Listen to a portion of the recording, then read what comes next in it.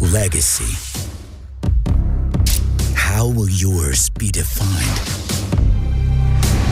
When they think of you, will it be of passion? You got here for a reason. Sacrifice. The battle's on. Greatness. Will you meet the moment to live amongst legends? Or as someone else's dream becomes reality. This is what you dream about. You belong here. Heroes are remembered, but legends live forever. Here at the NCAA Men's Lacrosse Championship. Semifinal number 2 coming your way from Foxborough, Massachusetts, and Gillette Stadium. Syracuse is back on the biggest stage in the sport. Gary Gait, with the help of Joey Spallina, has the Orange in the semifinals for the first time since 2013. John Tillman's Terps have become a Memorial Day weekend fixture in lacrosse. 11 trips to the national semis in the Tillman era. And the winner of this game will take on Cornell in Monday's national championship. The Big Red holding off Penn State 11-9 earlier today. And welcome in Ishraff, Paul Carcaterra, Quint Kesnick. We'll hear from Dana Boyle in just a moment. Q, Syracuse is back. Maryland never left. You think about Syracuse, 22 straight years they made this event, championship weekend. Their last championship in 2009. The last time they were here in 2013. Their creativity is welcome this weekend. And they got Maryland. They're setting the standard. They got a timeshare at championship weekend. Structure, discipline, and defense. Yeah, for Syracuse, when you think of their great teams, you think of number 22. You do, and Syracuse has won 11 national titles, and they've always had a guy on one of those title teams. This year, without question, it's been Joey Spallina. He wears the double deuce, the same number his coach made famous. Last week, he went home to Long Island, and he was the man of the match. 4 goals and 4 assists, constantly winning the leverage game on Colin Mulshine, owning the matchup. And he iced the game late with a beautiful pass to Owen Hiltz. This team rolls when Spallina is dissecting defenses with his vision. He's one of the best passers in all of college lacrosse. He is one in college lacrosse in assists. Meanwhile, for Maryland, Quint, your old position, goalkeeper, Logan McNaney is in the all-time tier of big game goalies. And playoff lacrosse, Logan, the 6th-year senior from Corning, New York, 12-2 in the NCAA tournament. 58% as a stopper. He's great around the net with ground balls and clearing passes. Unflappable demeanor, great eye control. That is the ability to focus and move his hands with quickness at the last second. And then his pulse, I mean, he's a flat liner.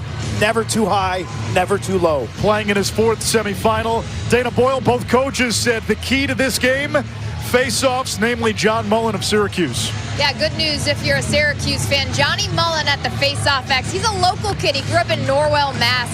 Just about 31 miles from Foxborough. He might have the quickest hands in all of college lacrosse, but he's not just winning face-offs. He leads the nation in ground balls. He gets involved as a scorer. He can push the ball in transition, Anise, which allows them to flip a script if they get that slow start. Has the ability to gain possession, which will be at a premium in this matchup. Yeah, great point. So much of this game will be determined by tempo. Mullen against Shea Keithler for the opening face-off, and it's won by Syracuse. They want to push. They want to speed Maryland up. The Terps have been so good at controlling tempo all season. Quint, we watched them in Annapolis last week. They ran down the shot clock, played slow. Georgetown tried to play that game. It didn't work. Methodical, like a football team with 2 tight ends and a fullback who's going to run it on 1st and 2nd down. They'll punt it 8 times. They don't care. Field position, they'll beat you 21-17. Maryland, structure, discipline, defense. Syracuse with its top 6 on offense, 5 All-Americans, including their entire starting midfield. 15 in orange, Sam English, a first-team All-American. Shot on the run and a score. Owen Hiltz, who tagged the game winner in each of the first 2 rounds for Syracuse with the opening salvo in semifinal number 2. He's got magical wrists. Canadian double sevens. With all the attention on the right side with Joey Spallina. You give Hiltz the ball on the wing. This is a beautiful kind of hedge downfield and then using the pick to get to the middle of the field, and you're shooting on an ocean. Pass down, pick down. Hiltz turns the corner left-handed. The lead early is critical when you're playing Maryland. In Maryland, 3 losses this season. They trailed in the first quarter, so you set the pace by taking the lead against the Terps. That is a great point. And getting to McNaney is huge as well. He's 62% in the 13 wins, 47% in the 3 losses. Maryland wins the second face-off. A.J. Larkin off the wings. And the Terps go to work on offense. Maryland a quarterfinal win against Georgetown. A workmanlike round 1 win against Army. They are the number 2 seed. They played in the national championship last year. They've played in the title game 8 times under John Tillman, winning in 2017 and 2022. In goal for Syracuse, Jimmy McCool. He is a Boston native. Bryce Ford, part of that first midfield for Maryland, 24 in white, as is Matthew Keegan, number 36.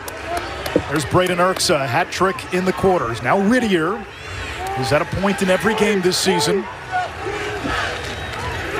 Long possessions, a lot of crispy passing, circular in motion.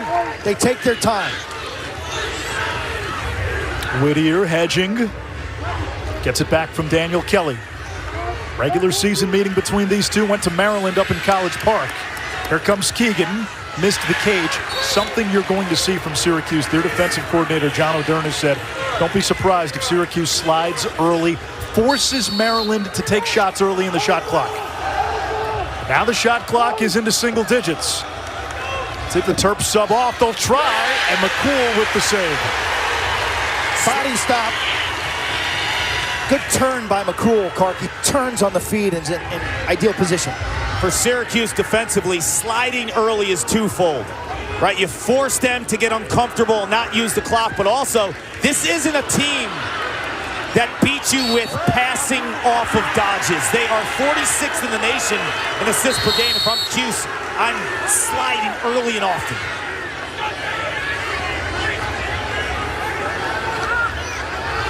Maryland. Since the men's and the women's championship is being played on the same field, the white lines for the men, the yellow for the women. And in the first semifinal, that caused confusion at times for some of the players. Here's another chance. That's Finn Thompson, sends one off the netting. Thompson, a crafty Canadian. You'll see a lot of that. You saw the backhand shovel shots last week from Finn Thompson. There's the behind the backs. They take on that same persona of their coach, Gary Gate, a Canadian. Spallina's shot. Dives behind the cage. It comes to Maryland. McNaney will set up the clear. Maryland, the best clearing team in this tournament, second in the nation behind only VMI. Notable from that first possession, Will Schaller, 27 in white, draws the Spallina assignment as we thought. And McNaney out of the net. And he's so clean with those grounders. He pops out, scoops it up. Well, pounces like a panther. Will Schaller, Big Ten Defensive Player of the Year. John Tillman, in his career, 7-0 against Syracuse, 4-0 against Gary Gate. Here's Aiden Aiken, second midfield for Maryland. Aiken, Jack Schultz, Eli Stovall. Schultz, the freshman from Ridgewood, New Jersey. Now Spanos, 7 in white, their top offensive weapon. Stovall, lefty with range. Shot on the run, McCool, another save. Nice D by Cuse. Clark, I like the way they're condensed. They're really tight. They're not chasing Maryland around. They're kind of building a house at like 10 or 12 yards. That's big for Jimmy McCool, too. He's typically bounced back after sub 50% games this season. The Ivy League was tough on Jimmy McCool. He's only under 50% 4 games, twice against Harvard, Princeton and Cornell. The rest of the country, McCool's been legit. Poison ivy, baby. Syracuse coming off 2 cardiac wins. Rallied from 5 goals down in the fourth quarter to topple Harvard in round 1. And then in a wild 19-18 thriller, they beat Princeton last week over on Long Island. Hiltz looking for his second, and Spallina has the backup. Closest to the ball on a shot, when and where it goes out of bounds, awarded possession.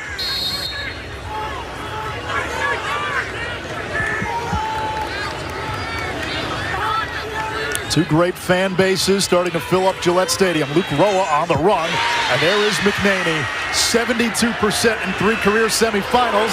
The Terps have a chance here. Kelly's open. Catch, release, McCool the save. Biggest save so far by Jimmy McCool, who's 3 for 3 in his homecoming. He played that beautifully. The big body of McCool, he's a left-handed player. She kind of showed some near pipe there. You weren't beating him to that offside. Baited the shooter a bit. Sam English has the ball. Syracuse tried the old hit him ball trick. How about English, a top 3 pick in both the NLL and PLL draft. Michael Leo, Syracuse's best Dodger, using the pick. Now he's got a short stick matchup with Kohler, who's an All-American, Maryland's top short stick D-Midi. Leo's got good feet, prefers his left. That one missed the cage. It will stay with Syracuse. Shot clock at 33. Cornell beat Penn State earlier today in a game where C.J. Kirst, the best player in the nation, was held scoreless. Big Red found other ways to win. Jack Cascadden, big day at the face-off X, had a goal. Staub. Here's English, bouncer on the run. McNaney too good. Cat-like reflexes. Young man from Corning, New York, the glass town, but he's been a brick wall in his career for the Terps. Same hometown as his head coach, John Tillman. He slipped on the wet turf. Took a hit from Spallina, no flag. Here's George Stamos, 54 in white. Had the game winner against Syracuse at the Carrier Dome last year in a wild overtime game.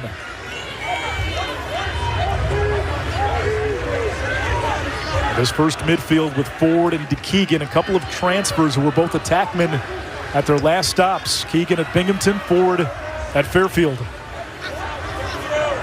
Spanos goes to work on Billy Dwan.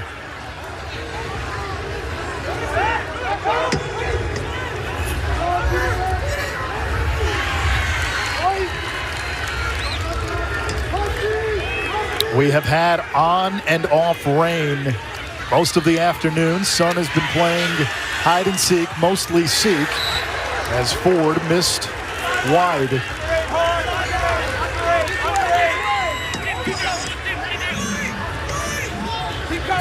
Shot clock at 14. Spanos using the Whittier pick. Turns the corner, gets topside, and we are tied at 1.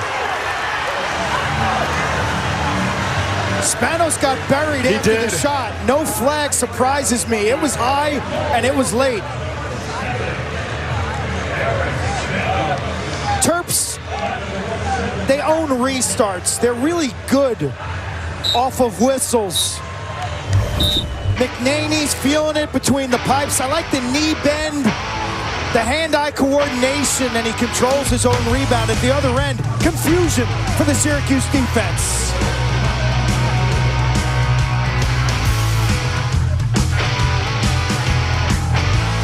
At Ace, explore the full lineup of Weber grills. The Weber Spirit Gas Grill, Searwood pellet grills for searing and smoking, and the rust-resistant Weber Slate Griddle. From burgers to breakfast, Ace is the place for your perfect Weber grill. Ace is the place with the helpful hardware, folks.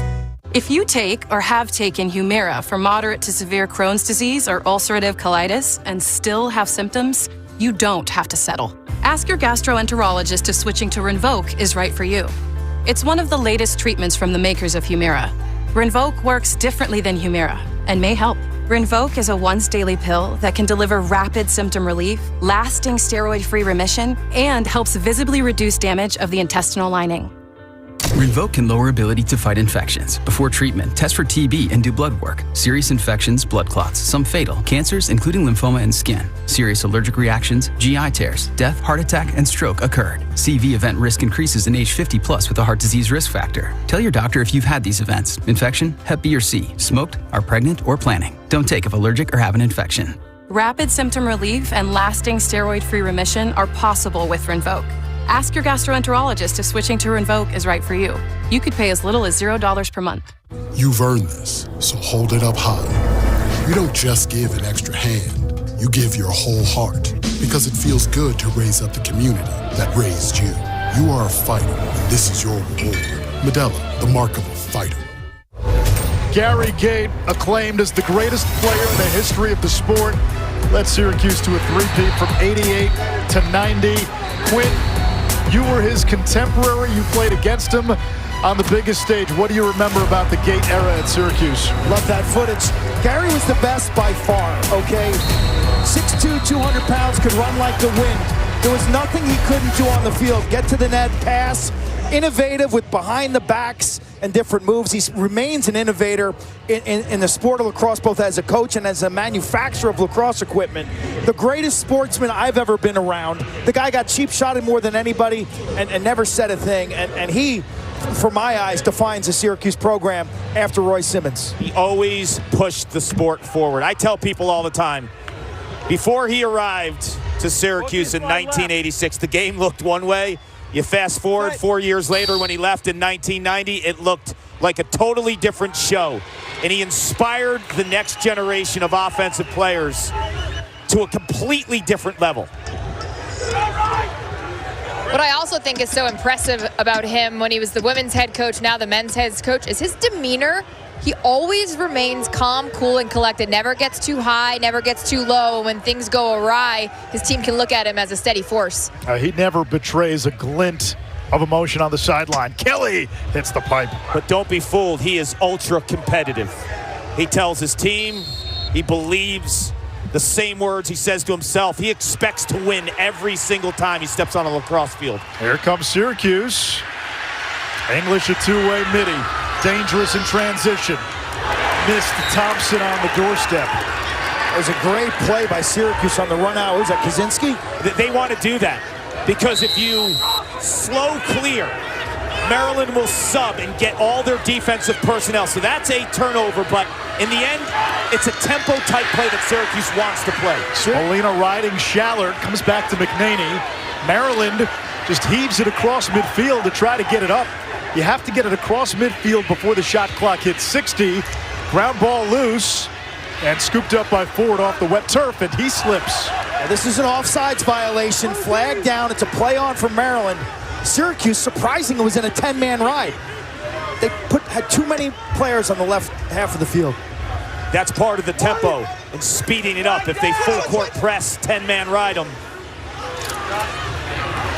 And now we get the penalty after the Ford miss. 5-0, offside. That's Ryder Ochoa. Very interesting, Anish. We watched both these teams practice yesterday. Syracuse, kind of a vanilla Friday, very loose, having fun. Nothing strategic. 5-0 orange, offsides, technical 30. So they were kind of hiding a 10-man ride that they haven't shown really all season. No, they haven't, but I think that's part of the same principle of wanting this game to be a little hectic. They want chaos because Maryland is like Floyd Mayweather. They're not going to knock you out. They're not going to get knocked out. They're going to take you into the deep waters and frustrate you all afternoon. Maryland Has been near the bottom of the pack in their man-up offense this season, just 32%. 32 in white, the man-up specialist, Elliot Dubik in there.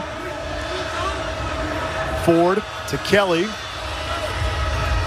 Maryland probes the perimeter.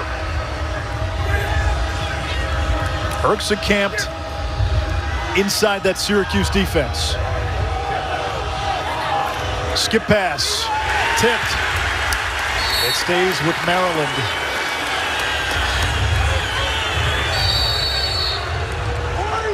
Terps just one man-up goal in the last 8 games. Cat and mouse with Keegan. Now Erksa.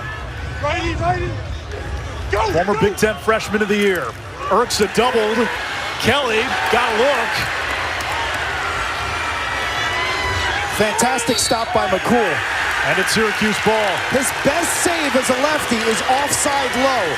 And he cheats and guesses there. It's kind of a hitch that he has, but that time it proved to be prophetic. He moves as the shot is triggered, and a gorgeous save.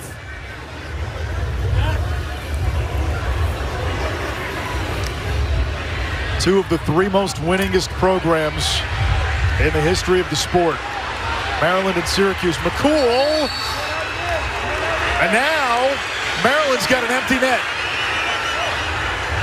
He was in the offensive frame there, below the restraining box. I think Gary Gates should have called a timeout. McCool's got to run back. He is jogging back. It looks like he took a hit. He wasn't moving close to full speed. They got lucky. You know, normally in the second half, you're not going to burn that type of timeout, but in the first half, you have to. You're in the offensive set below the restraining line. You could call that timeout if you're Gary Gate. That was a gamble. Yeah, Maryland, they didn't get that fast restart. Kind of took their time as well. Here's Ford. McCool back in the cage. Quint likely huffing and puffing. Yes, I thought he was tired. Spanos. And then he nailed it. The Maryland player held the ball up to the ref. We're ready to go. And it was at least a 3 or 4 count. They really gave Syracuse a break there without having a fast restart. Which it should have been. Urksa's pass gets away. Picked up by the freshman Schultz. Has not scored in his last 4 games. Up top to Kelly. Now Spanos, who had 6 goals in round 1. Stovall's been a threat. Lost his defender. Spanos. Swim move. Again, missed the cage. It stays with Maryland, 16 to shoot. Syracuse in a man-to-man defense, but very condensed. It's almost like a zone. They're sliding from the adjacent man, really packed in. Kelly had 2 goals in the win against Syracuse earlier this season. Now it is the zone. They're packed in. Stovall from the outside. Zone buster.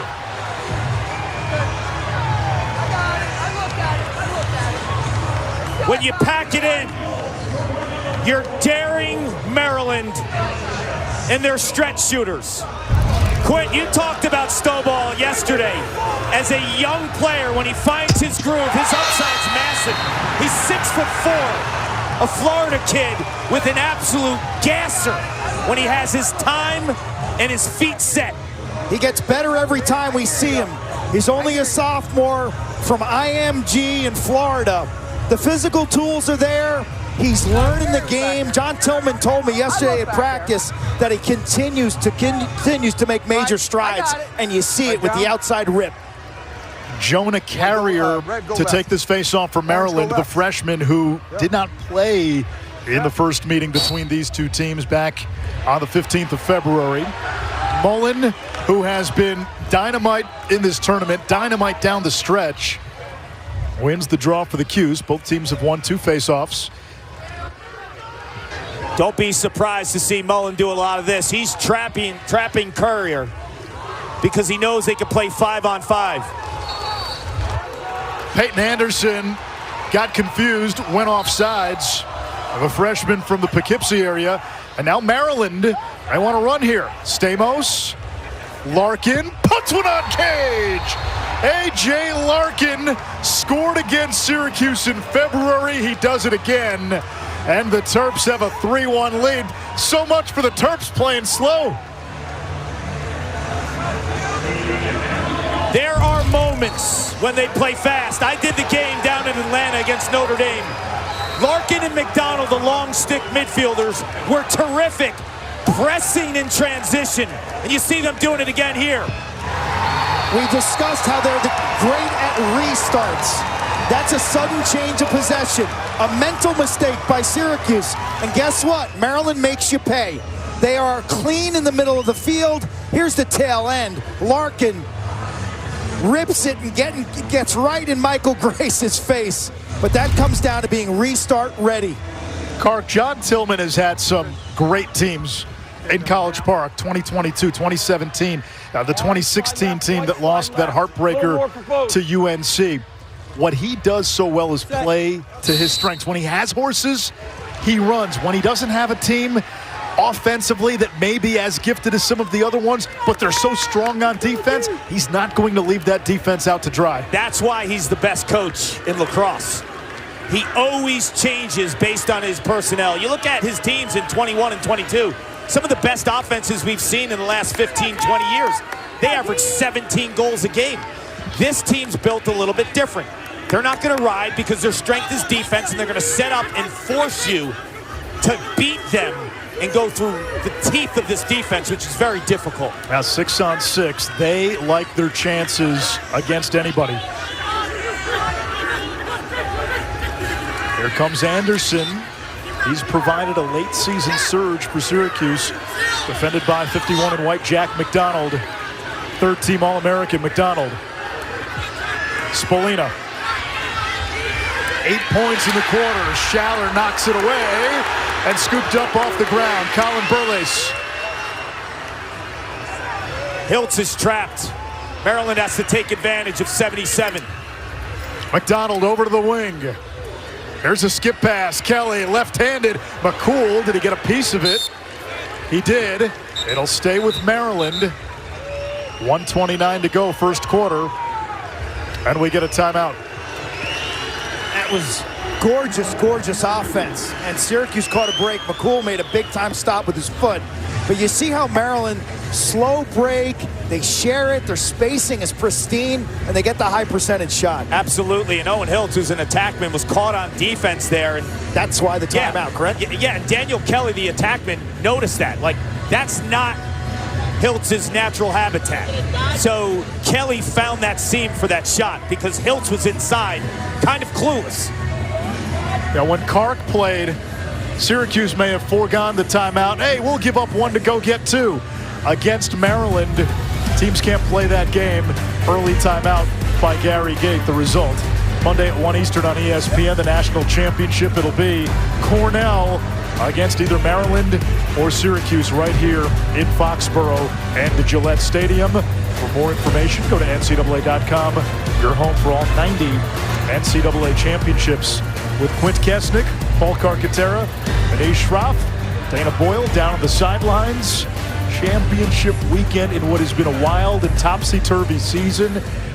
We were talking between games, Quint, how this NCAA tournament has given us a fourth quarter game pretty much every time out since the start of the quarterfinals. Even the first round had some monster games. It's been wall-to-wall action, 60-minute games. I think what stands out to me are changes in momentum. There have been some clear moments that these games have spiraled out of control and changed direction. Dana? Just out of that huddle for Syracuse offensive coordinator Pat Marsh, look for Syracuse to initiate high by the 20 to start that long dodge to force Maryland to have to adjust there offensively.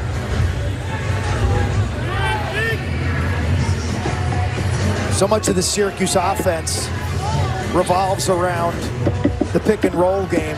The Terps, unselfishness. It's a lot of down the side stuff. They like to get defenders caught behind the goal.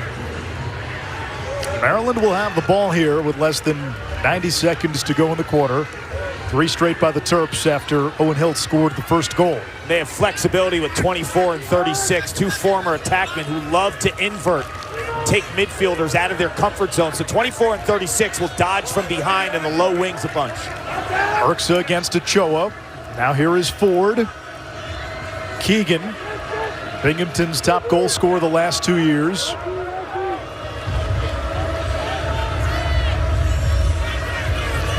Keegan defended by Carter Rice, Syracuse's top D midi. Spanos.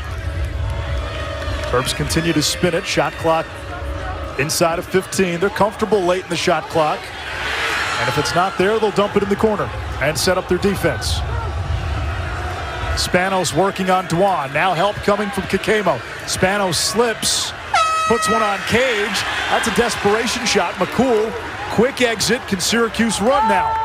Great defense. They're hunting double teams. Uncharacteristic bad shot. They got Spanos trapped on defense now. But just 10 seconds left in the quarter. And Syracuse waiting around. You got to go to the net. I'm not Joey. sure they know how much time is left. Time's on the clock. Here comes Spallina against Schaller. Spallina feeding inside for Thompson. Maryland is a team that does not beat itself. That has been their best attribute all season. Quint, in the first quarter, mental mistakes cost Syracuse. For years, Syracuse's slogan has been head, heart, and hustle. They're going to need head, heart, and hustle today to beat Maryland.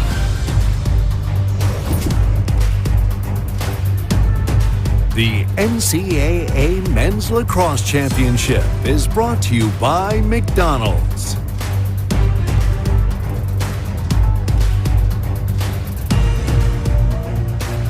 Welcome back to Foxborough. Coach Gate, how do you combat some of those mental mistakes we saw in the first quarter? We're earning unlimited 3% cash back on dining and entertainment with the Capital One Saver card. Let's just get one of everything. Everything. Fire everything! The Capital One Saver card is at table 27, and they're earning unlimited 3% cash back. Yes, chef! This is so nice. 3% cash back on chicken. Yes, chef! 3% cash back on risotto. Yes, chef! Where's my fish? Here, chef!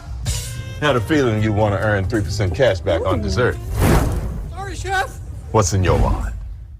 The road to national championships runs through NCAA.com. And whether you follow one college team or all of them, it's never been easier to get the content you want all in one place. With live broadcasts of multiple championships across all divisions, with exclusive access. And they've done it! And highlights for every single championship. Stay in the game all season long with NCAA.com, the home of college sport.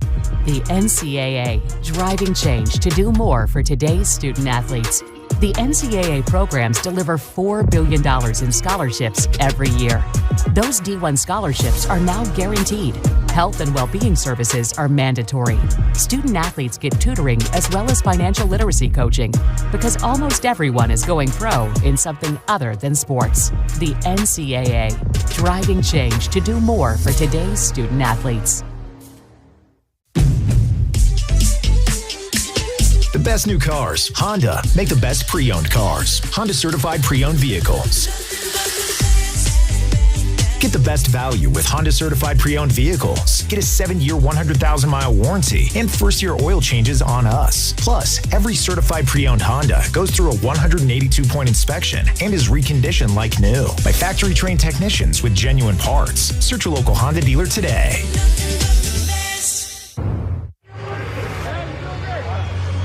Welcome back to Foxborough. Coach Gate, how do you combat some of those mental mistakes we saw in the first quarter?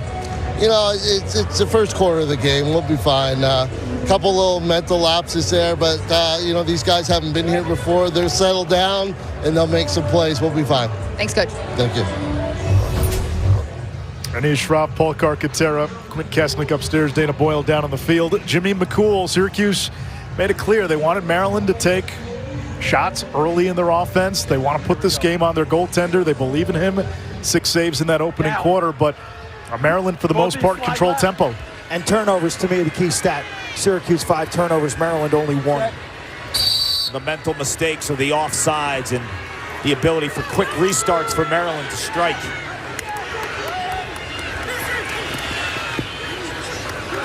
Maryland picks up the ground ball off the faceoff. Jackson Canfield, 6th-year senior, 50 in white. And now the clear by the Terps and Burles. His dad, Bubba, former Schmeisser Award winner at Maryland. That's Defender of the Year. Long line of great defenders from the University of Maryland. Pre-Bubba, post-Bubba, yeah. Guys like Dan Tracy in the 80s, Bubba in the 90s, and it's been a factory for defenders. And Will Schaller, the latest, a first-team All-American, 27 in white, has the Spallina matchup.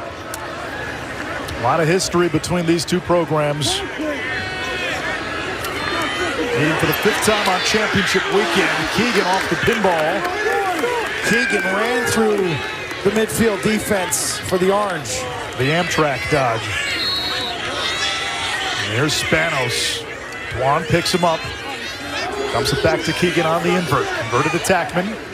Working on Jake Spallina. Gets back inside. McCool denies the angle. A sea of orange. Second kick save. They're going to target Jake Spallina, 1. John Tillman told me they're going after him. That's a unit that's been decimated by injury. Nate Levine was having a spectacular senior year. They are thin there. The best thing that happened to Syracuse this weekend, the high 50-degree weather. If this was a Memorial Day weekend in the 80s and 90s, that unit would have been gassed, that short stick defensive midfield group. Now Syracuse in its settled set against the stingy Maryland half-field defense. Leo from the outside. McNaney turns it away. That's nice. He's got that hand quickness. His eyes are a special sauce, Yes, man. I think he's got X-ray vision. It is. But the fast hands at the last second. Very different goaltending tactics between the two. There's some guessing in McCool's game. He uses his legs a lot to make saves. It's top hand speed and patience of McNaney, who's caught right now. That's the timeout I thought Gary Gates should have called when McCool was out of the cage. John Tillman calls it there because he knows he doesn't want to risk McNaney being 70 yards from the goal. Maryland, last year's national runner-up, with an early 3-1 lead on Syracuse.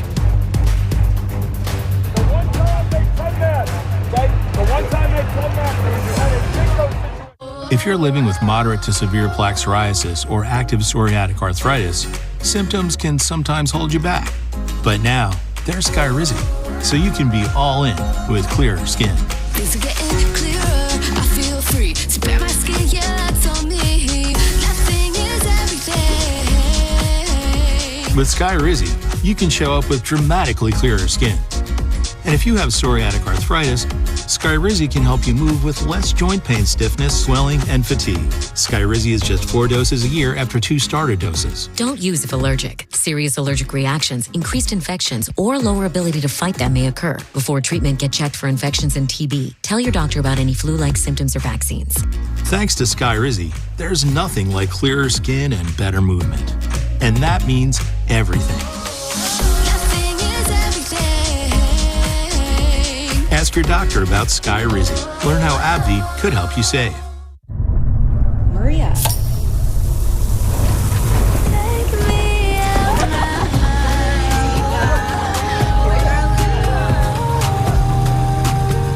Grab an ice-cold Coca-Cola and enjoy summer. At Ace, explore the full lineup of Weber grills. The Weber Spirit Gas Grill, Searwood pellet grills for searing and smoking, and the rust-resistant Weber Slate Griddle. From burgers to breakfast, Ace is the place for your perfect Weber grill. Ace is the place with the helpful hardware, folks. You might be dreaming of ending the drought. You might believe good things come in threes. All that matters now is winning this game. The Western Conference Final, Sunday at 3 on ABC and ESPN+.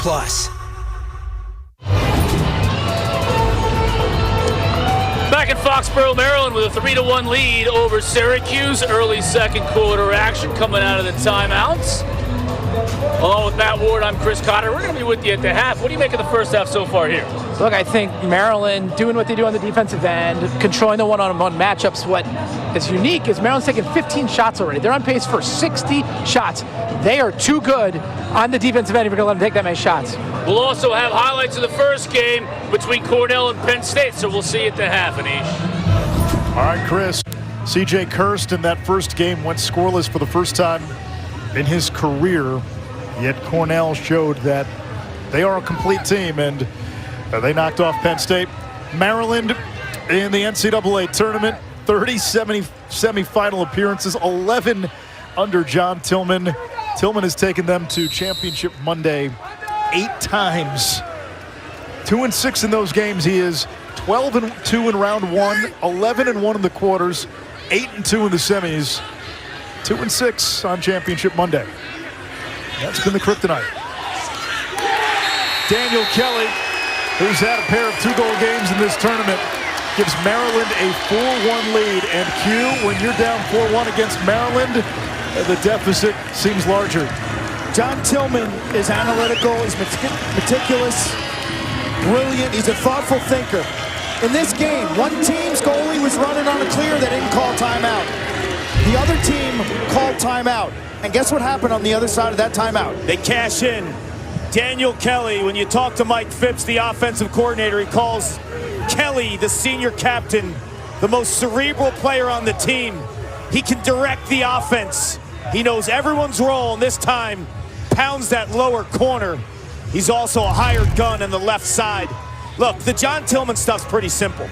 The only reason he doesn't have more than 2 national titles is because championship weekend is a 2-day turnaround on Monday to win it all. You give him a week, you're toast. You know, Quinn's been talking about having the championship game a week after the semifinals. I have to believe, Q, John Tillman would be the first guy to sign up for that format.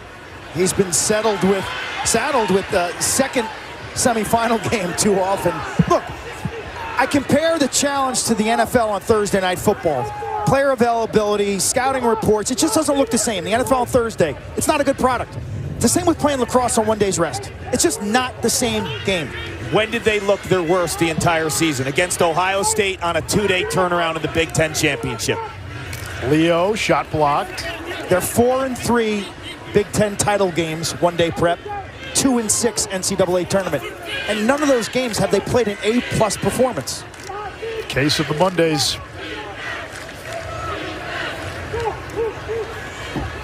Here's Leo from the wing. Leo shot, saved by McNaney. There is a flag. It's going to be on Syracuse. Leo and Canfield joined. Gotta walk away if you're both parties. A lot of chippiness when these two teams met during the regular season after the play. Oh, yeah. There was the quote from one Maryland player, "We don't play in 70-degree sunny days in the dome." Technical foul, 8 white, push, 30 seconds. 8 white, push, 30 seconds. These are big in this game because Maryland doesn't foul. Maryland's got, what, 24 penalties or 23 coming into this game? Syracuse had 83. So when we talk about discipline and structure, you see the difference in those two stats. So when Cuse is a man up, they must capitalize. Yeah, Syracuse has had 7 games this year with at least 5 penalties. 3 games with 8 penalties. This man-down defense for Maryland's been terrific this season, 6th nationally. The pass knockdown penalty was on Maryland. So Syracuse with the extra man.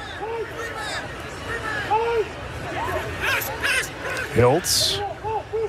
Leo, the interior passing on the Syracuse man-up is elite. Leo whistles it high. Thompson the backup. Cuse 50% with the extra man. Top 10 nationally. About to be back to even strength. The backup to Trey Deer, 91 in orange. Man-up specialist. Played some attack earlier this year when Finn Thompson was injured. Part of the great Native American lineage of players that have come through Syracuse.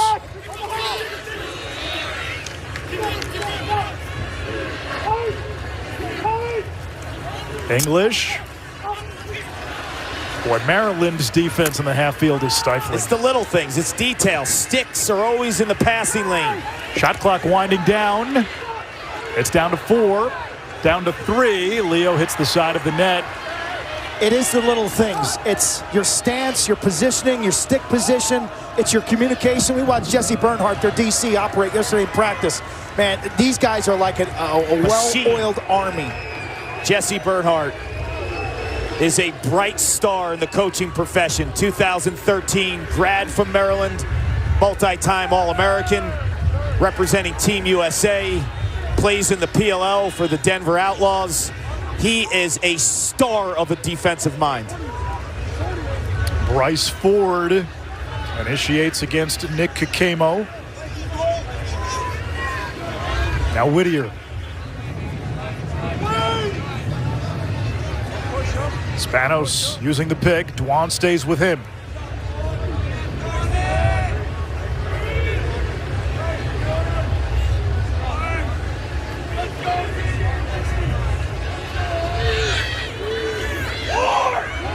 Whittier and Carter Rice doing battle. Feed inside to Ford, save McCool. And the rebound picked up by Riley Figueres, Syracuse's top cover man. McCool's keeping the orange in this ball game. Indeed. 8 saves for the Boston, Massachusetts native.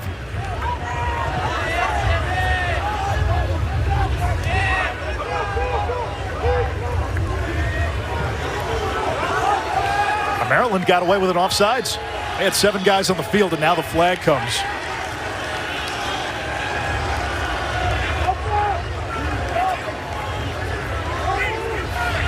Tyler McCarthy, beat up by Eric Kolar. McCarthy serpents around the crease.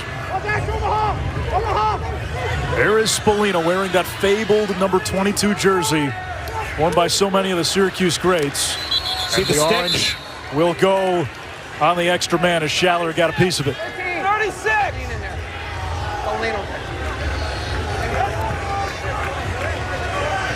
Technical foul, 36 white. Offsides, 30 seconds. 36 white. Offsides, 30 seconds. Top 10 extra man unit for Syracuse. Top 10 man down defense for Maryland. There's Jesse Bernhardt, defensive coordinator. It's the little things, Quint, right? Sticks are always up, knocking down passes. It's more than just your matchup. 5-6 of the time when you play defense, you're away from the ball. You're communicating, you're talking, you're supporting. Connected.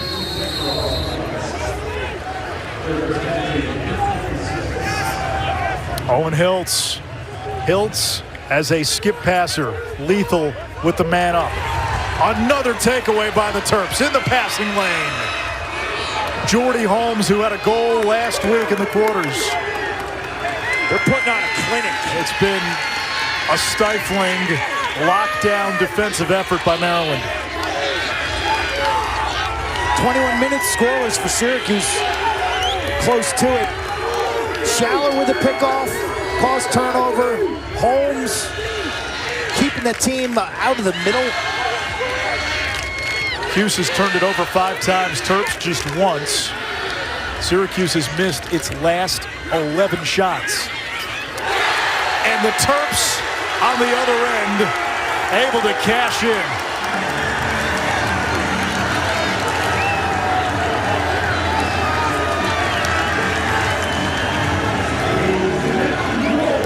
Chip away. Jesse Bernhardt's unit blasting the Syracuse extra man opportunity, one of the best in the country. And then here's early offense. Cuse isn't set up. 5-by corner. Aiden Aiken showing a nice lefty rip stick side. Aiken from Florida, the junior whose minutes have gone up. Quinn, some frustration from the Syracuse sideline, specifically from defensive coordinator John O'Dermott. He wants to initiate, get in the hands early of Maryland on the offensive end. He wants to disrupt that first layer of offense so they don't get to work. John Mullen jumped. John O'Dermott wants to do exactly what Jesse Bernhardt is doing. It is 5-1 Maryland. The experience quotient favors the Terps. Gary Gates said yesterday, hey, Syracuse plays in a stadium. They play at the Dome. They've played in front of big crowds and big atmospheres. They've played when it's loud. Whittier, that one hit the pipe. Rebound, Kelly. 6-1. It's a Terps avalanche.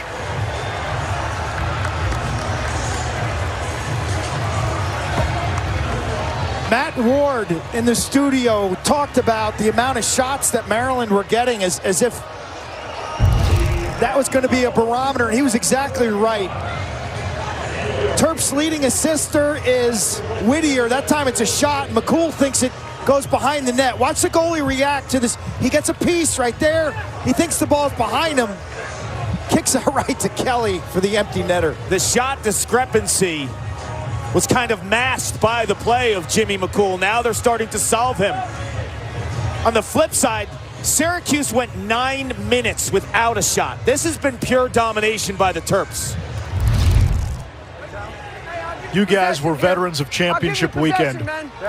What is the experience factor? Let's get to that after this keeper face-off win. Wow, just missed that one. But where does experience come in? Because you have one team that can take its team picture on championship weekend, and while the Syracuse history is long and storied, it's been a long time since they've been back on this stage.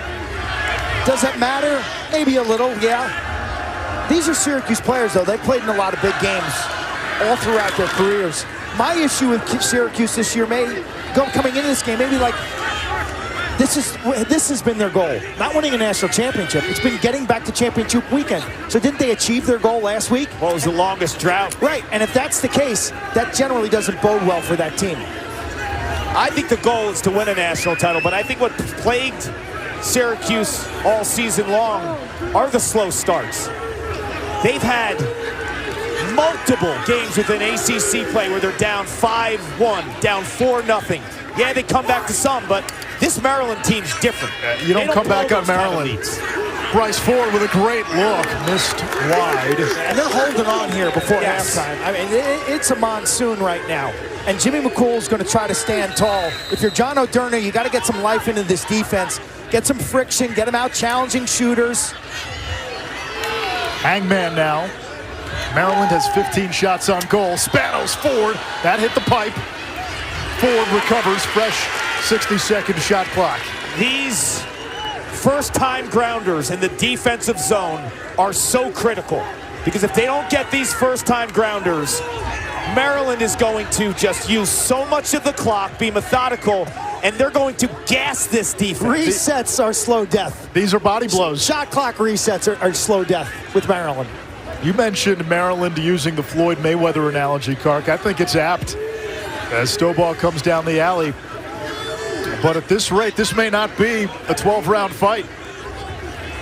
Syracuse has to find an answer, or the Terps will be playing on Championship Monday once again. Stovall offline. Spanos is there. 19 to shoot.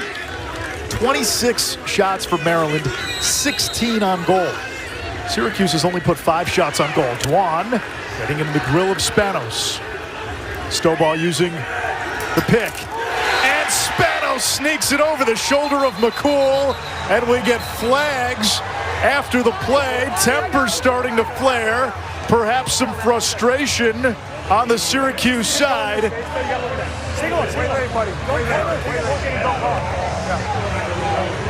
Terp Nation loves it. They know what it takes to play on this weekend. 8 seconds left in the shot clock. Vintage Maryland. Vintage Eric Spanos, who's a fantastic dodger with low angle. Personal foul, 48 orange, unnecessary roughness, 1 minute. That's a dead ball foul, there'll be no face. Stovall sets the pick there, and it just distracts Dwan enough. But Spanos beating McCool to the near pipe, Kark. You see the accuracy involved in that shot? That was ridiculous. I've seen that a bunch out of him. You know, we talked about Maryland and the way that they spread out the scoring. I think Eric Spanos is a star that will play professional lacrosse in the PLL. He's a big body at 6'5". His game has just skyrocketed over the years. He's played some midfield. He's back at attack where he belongs. I think he's a terrific player, and he's a big game player. John Tillman wanted a review, was asking the officials if it was a high hit. That wasn't high. To me, I think Michael Grace came in there. Spanos' momentum kind of led to Grace. You got to show as a defender here. That's not high. That's right in the chest area. Now it's another chance here for Maryland to tack on. After Owen Hilt scored the first goal of the game, 7 unanswered by the Terps. With the extra man. And Terps turn it over. Only the second turnover. That, again, a staple of this Maryland team. They do not beat themselves. Syracuse has come back in this tournament, Anish. That's a stinger, that turnover right there. Down 5 against Harvard in round 1. They scored 5 goals in 1 minute and 39 seconds. It was make it, take it for Johnny Mullen. Yeah, they also had an extra man opportunity where they just opened the floodgates. That's not going to happen. You're not going to get 5 goals in 1 minute and 39 seconds against John Tillman. He'll call a timeout after the second one and change everything. Slightly different defensive personnel, too. Spanos with 2 goals. He's got 9 in this NCAA tournament. Skip pass, shot and a score. Bryce Ford, Terps pouring it on.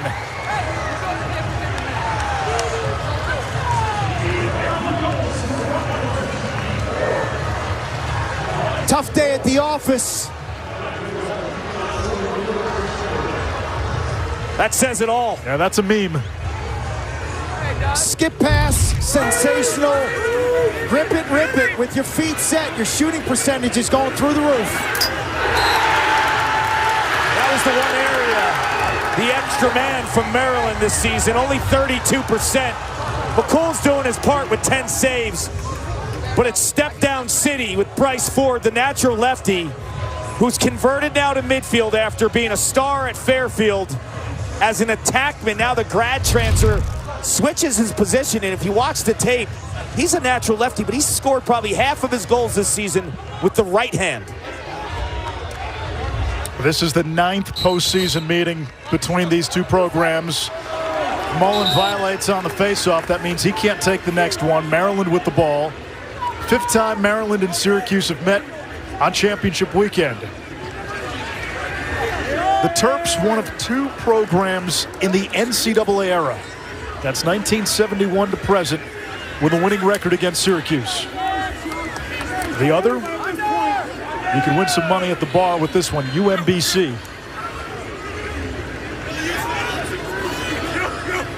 There is Schultz. Aiken's got a goal, slips, regains his balance. Watch Maryland's passing. Watch the accuracy and the pace they throw these passes. Everything's right up in the box area. Well, these two played in mid-February. It was a close game at the half. Erxa all the way. Doorstep feed. Schultz ran out of an angle. The ball's rarely on the ground. Erxa getting top side, but that one goes off the side of the net. 2:40 to go in this second quarter. It has been all Maryland, plus 15 in shots. Logan McNaney has only seen 5 shots on goal. There is a flag coming against the Terps, so Syracuse will have a man-up opportunity, a free possession here. And the Orange able to cash in on the interior. Finn Thompson. And that ends an 8-0 Terrapin run. This is some sort of lever pass. I think it's Sam English running right-handed downhill. Watch him just flip this over. Like almost part of his cradle. How did he see that? That's a serious play. Yeah, that is a vintage box lacrosse pass from the Canadian sensation, who'll be playing for the California Redwoods in the PLL because of his versatility. This guy can do everything. Defense, wings on faceoffs, pass, get to the rack on his own, and they're going to need him to initiate and draw slides, because when you're down 6, you have to own your matchups. And because Mullen violated for Syracuse, Johnny Racusa will take this faceoff for Syracuse against Carrier for Maryland. The freshman Carrier had it, lost it. Kakemo tries to scoop it up, finally does. That goal ending a long scoring drought for Syracuse. Their previous goal came less than a minute into the game, so they went almost 28 minutes without a goal. The big thing for the Orange right now, finding players with the ability to separate and own a matchup. Joey Spallina did it last week with 4 goals and 4 assists against Colin Molshine. This time he has the one-on-one matchup with Will Schaller. He did really well in round 1 down in College Park in the first half, and then Schaller made some adjustments. Schaller defending Spallina well.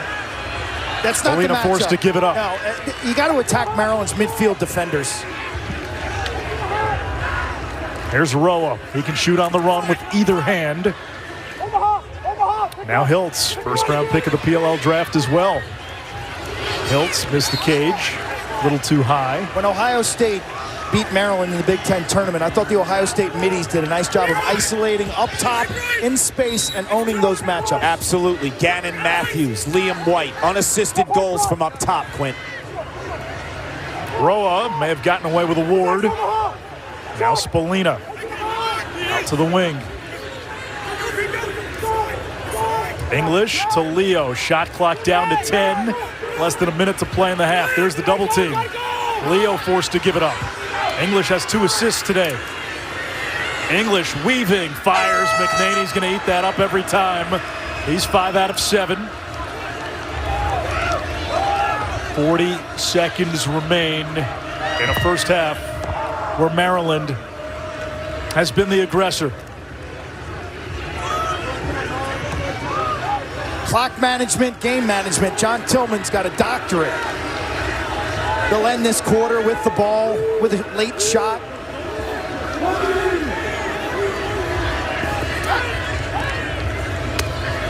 "15 seconds now. Let's see if Spanos goes.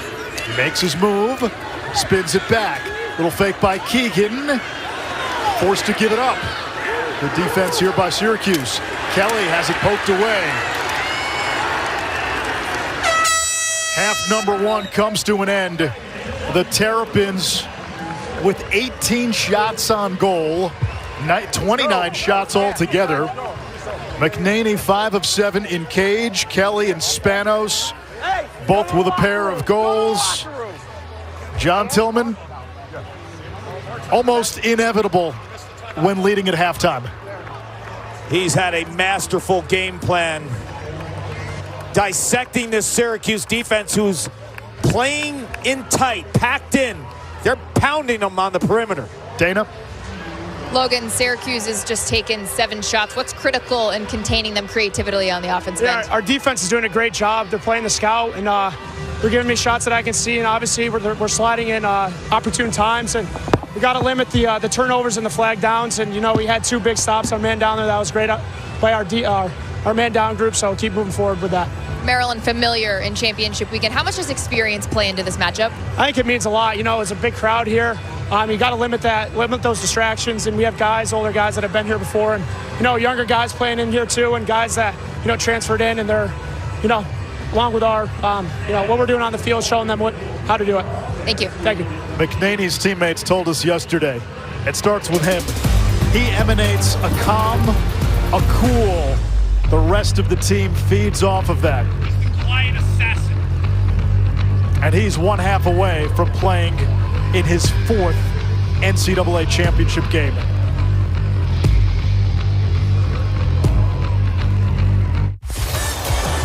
Welcome to the show, the one with unimaginable power and endless entertainment. Dodgers, Mets, an NLCS rematch on Sunday Night Baseball. Sunday at 7 on ESPN. Where the love go? Where the love go? The newly crowned NBA MVP. This young man is so talented. A thunder explosion once again. 5, 4, 3, 2, I let one go. The Western Conference Finals, Game 3 on ABC. We're looking for ways to maximize our productivity this quarter. Thoughts, Martin? Shoulda bought Dixie. These weak store brand plates are risky business. Big thumbs down. Next time, get Dixie Ultra Plates, 3 times stronger than the leading store brand. Dixie, make it right. NCAA athletes don't just compete, they make history. Representing our nation with pride and excellence, they bring home the hardware. Our college campuses serve as training grounds for the next generation of stars. Catch tomorrow's Olympians and Paralympians on the NCAA Championship stage today.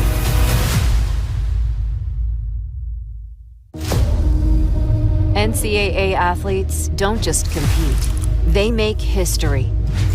Representing our nation with pride and excellence, they bring home the hardware. Our college campuses serve as training grounds for the next generation of stars. Catch tomorrow's Olympians and Paralympians on the NCAA Championship stage today. Hey! Aunt May! Thanks so much for hosting, sweetie. I hear you found someone special. Yeah, he's a keeper. Is that dog food in the fridge? It's not dog food. It's Fresh Pet. Real meat, real veggies for Peter. That's Peter? Should have known.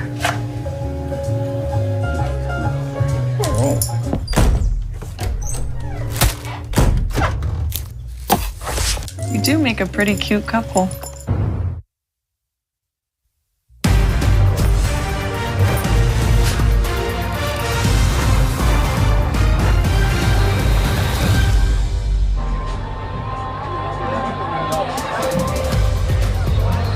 A.J. Larkin with one of a handful of juice goals in that first half for the Maryland Terrapins. Syracuse scored first and last, but Maryland with 8 goals in between. They lead at the break.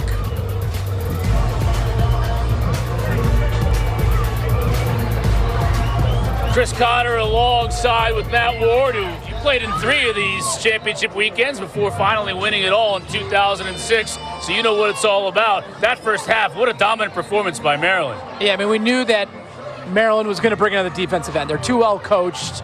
They have too many good players.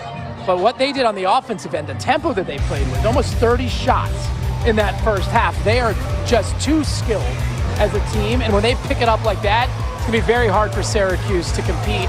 And again, here you kind of see that wasn't a man down where they picked that simple pass off. And then here, right, a second line midi with a lefty bomb, Aiden Aiken.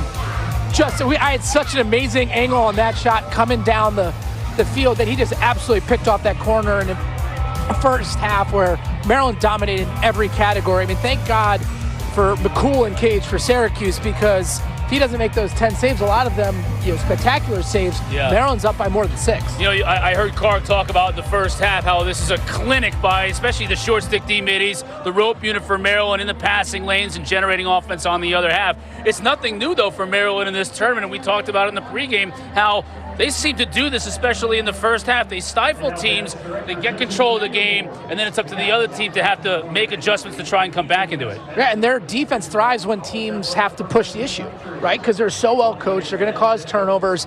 They don't take reckless checks, right? Their core defensemen are 5'10", 6 feet tall, but built like little muscle hamsters. And they go out there and they play great physical defense, great footwork, and they make you pay and they force you into kind of some low-angle shots and forced offense. 8-2.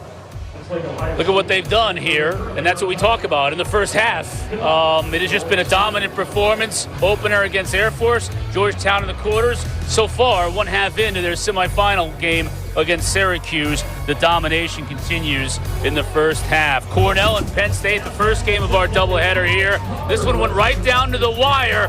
Not a whole lot of goals scored in the first quarter, but then everybody got fancy after that. You're going to want to see the highlights coming up next.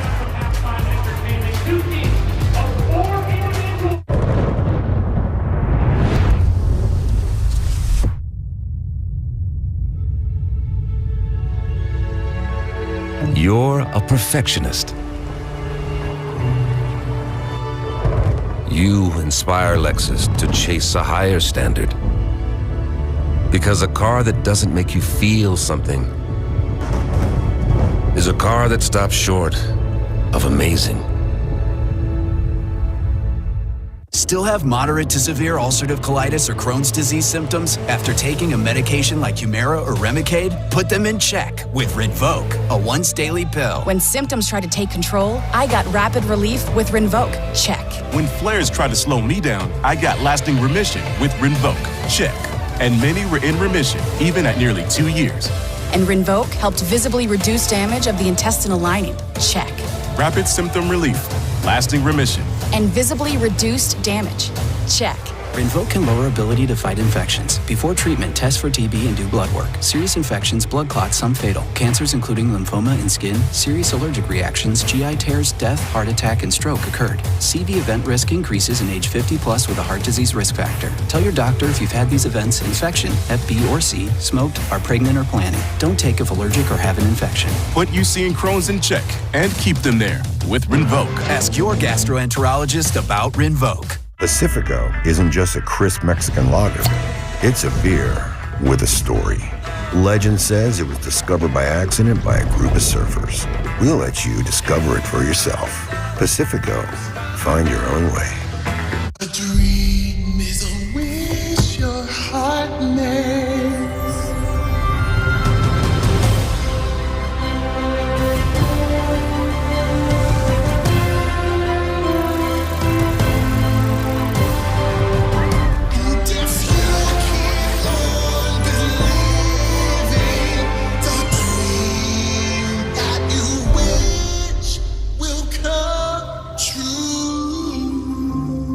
At Ace, explore the full lineup of Weber grills, the Weber Spirit Gas Grill, Searwood pellet grills for searing and smoking, and the rust-resistant Weber Slate Griddle. From burgers to breakfast, Ace is the place for your perfect Weber grill. Ace is the place with the helpful hardware, folks.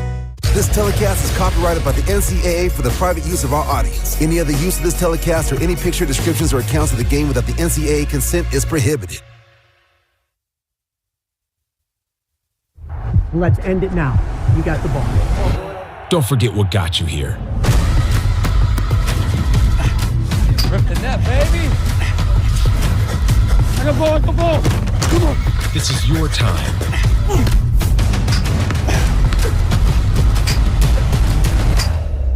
Go make it happen.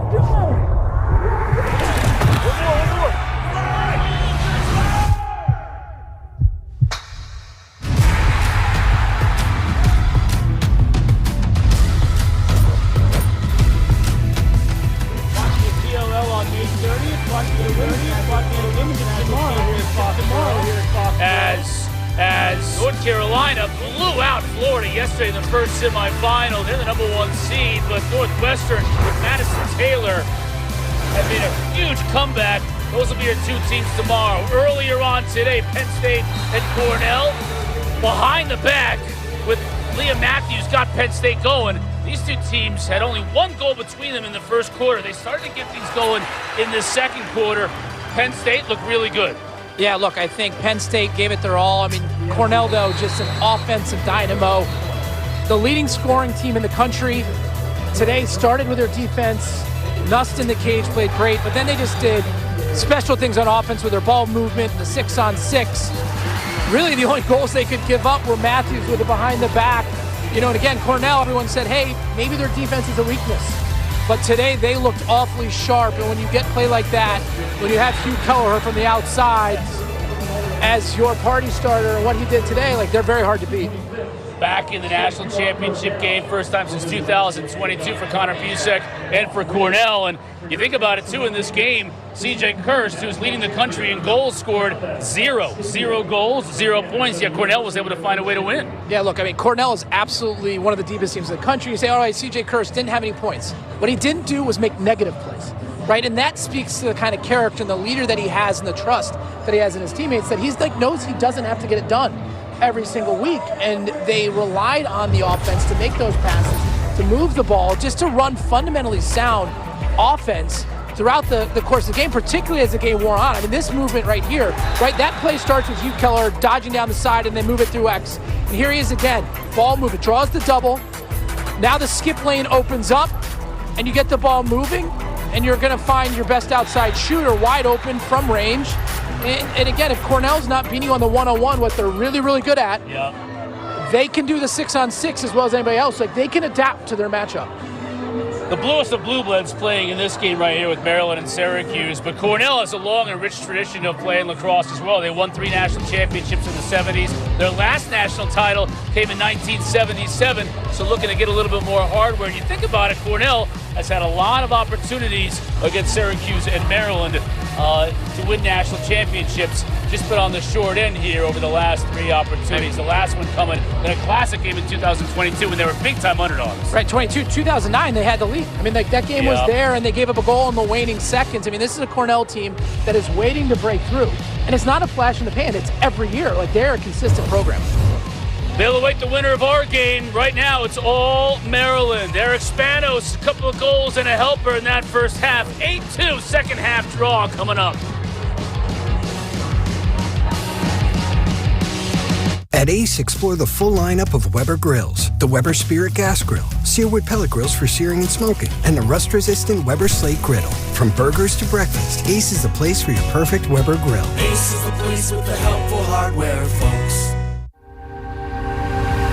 The Infiniti QX60. Comfort redefined. Luxury rediscovered. Invest in an Infiniti during the once-in-a-springtime event. We won't raise the MSRP on any vehicle before June 2nd. Welcome to Visible, the ultimate wireless hack. It's one line, powered with unlimited data on Verizon's 5G network for just $25 a month. Stream, scroll, browse, and connect with great coverage, plus unlimited hotspot included. That's a top-tier network at a budget-friendly cost. But you already knew all that, didn't you? Visible. Live in the know. The NCAA, driving change to do more for today's student athletes. The NCAA programs deliver $4 billion in scholarships every year. Those D1 scholarships are now guaranteed. Health and well-being services are mandatory. Student athletes get tutoring as well as financial literacy coaching because almost everyone is going pro in something other than sports. The NCAA, driving change to do more for today's student athletes. I teach the art of fanology, a job I take seriously. As to the question of nature versus nurture, is a fan born or is a fan made?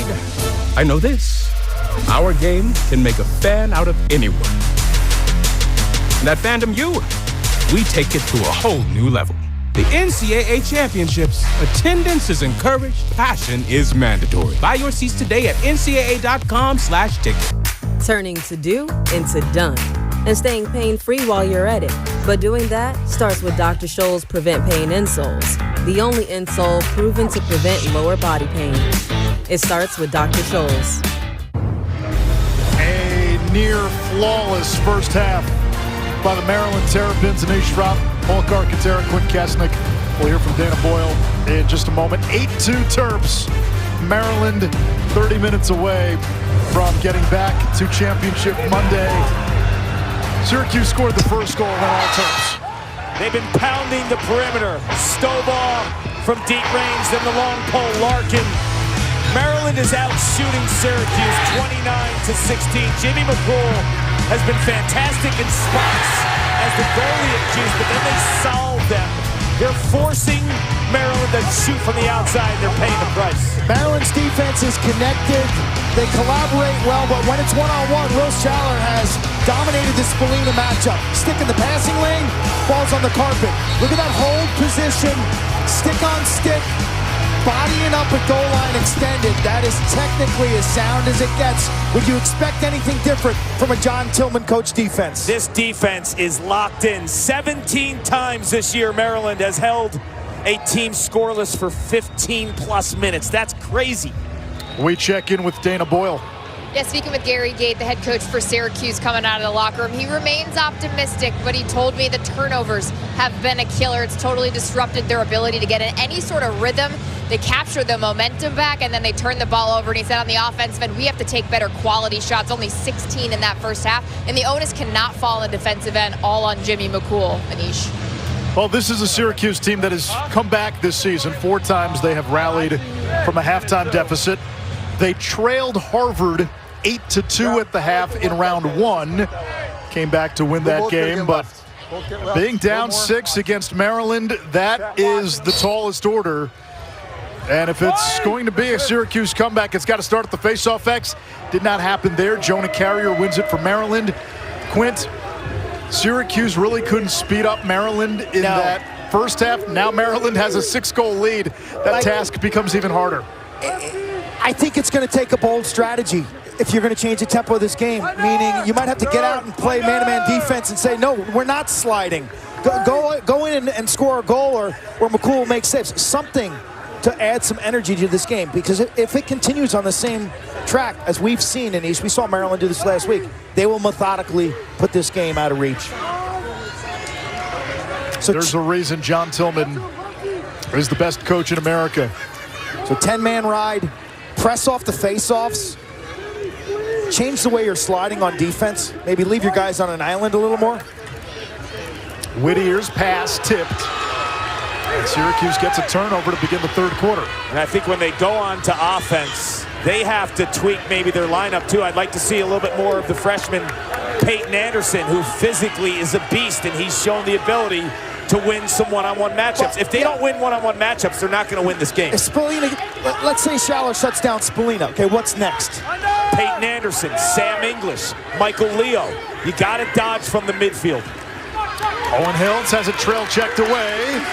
So that Syracuse possession ends without a shot. Eric Kohler the other way for Maryland.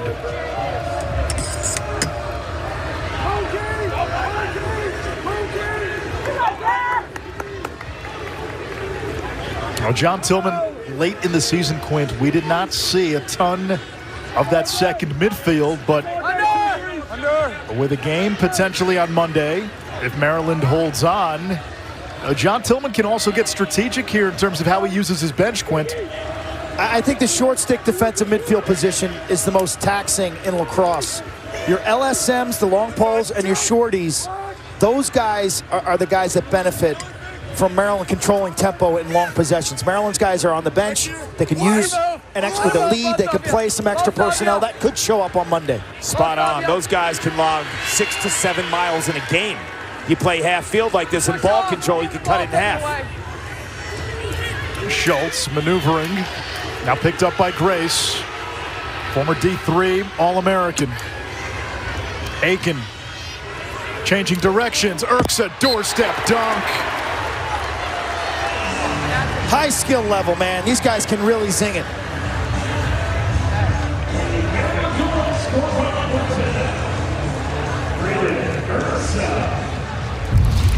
Looking for answers. Force feed the crease. Maryland collapses ball on the ground. Then at the other end, if you're Cuse, you make a bad slide here. Look, 3 guys come to the ball. 3 guys ball watching, leaving Urksa wide open, and yet another goal with under 10 seconds left on the shot clock. You saw Spanos in the second quarter, now Urksa. Quint, you were talking about relying on the one-on-one matchup. If you slide early now, they've found their groove. This isn't the best team in the country in terms of assists, but they don't turn the ball over, and they're smart enough to dissect the defense and to see where the pressure. Those are 3 orange shirts, not 1, not 2, 3. Maryland has had the possession advantage. Plus 14 in shots. And Mullen has had a tough day at the face-off X. Keithler got Mullen to jump. So Maryland. He'll sit. Maryland's, like, one thing under John Tillman, face-offs and goaltending.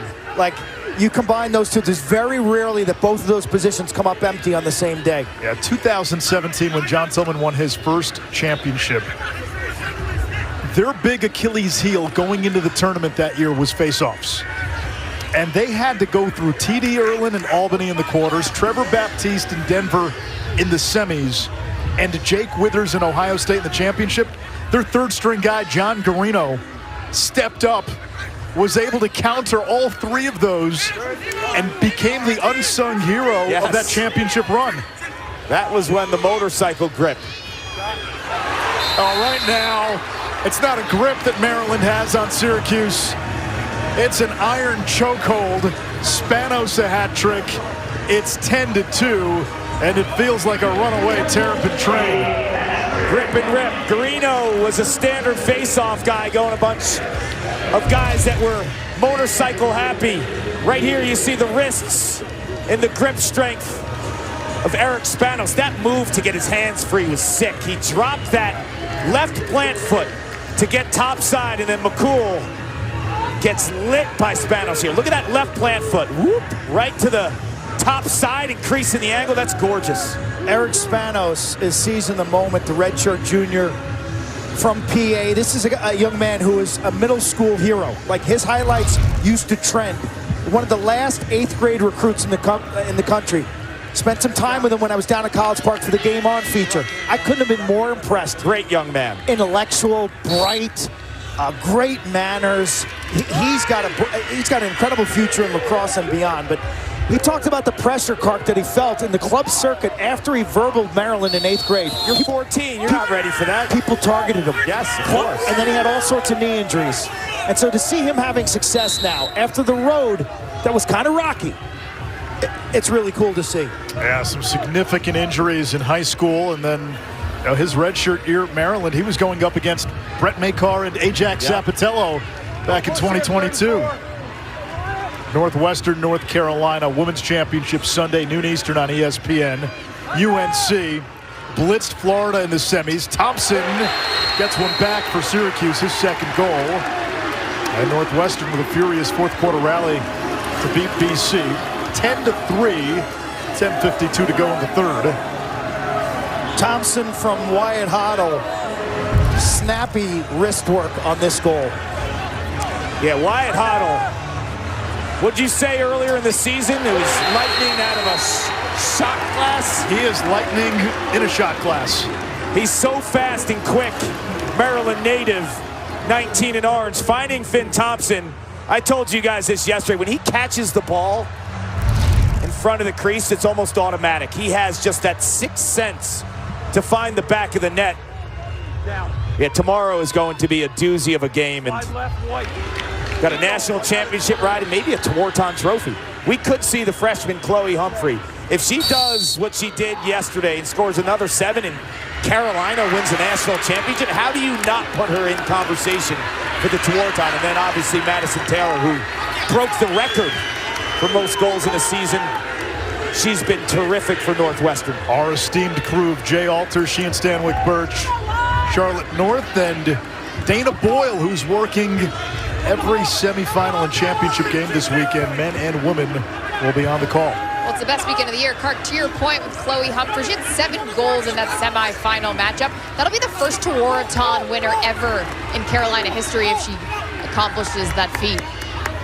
And she's just a freshman. Yeah, watch out. Here comes Roa. Thompson's got 2. No call. Defended by Kohler.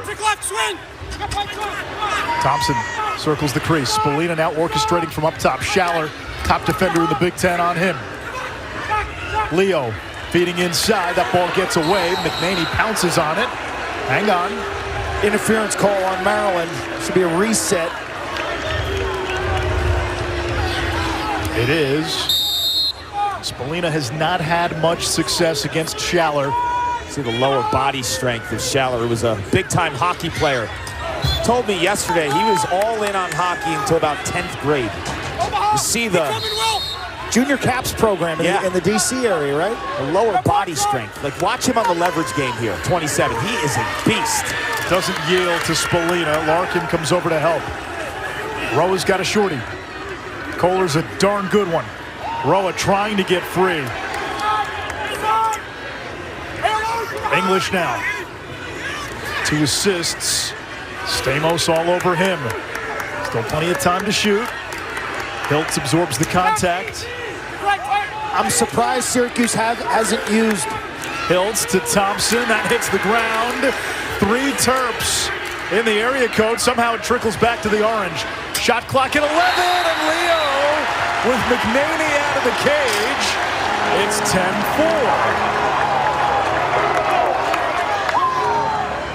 What are we doing? I'm surprised Syracuse hasn't used Joey Spallina as a picker to make Schaller play off ball. Going forward, I'd like to see more of that. They catch a break here. Watch McNaney, the goalie, makes a decision to make a play on this ground ball. I'm not sure he knows where it is. I think he was going to pick off the pass. I thought he anticipated Spallina getting out on the lower right. Let's fast forward right now to the face-off. Johnny Mullen, 5th in the country coming in. Face-off win percentage, number 1 in the country in ground balls. You talk about a moment to build a little momentum. If Syracuse goes on a run, it has to be Johnny Mullen in this spot.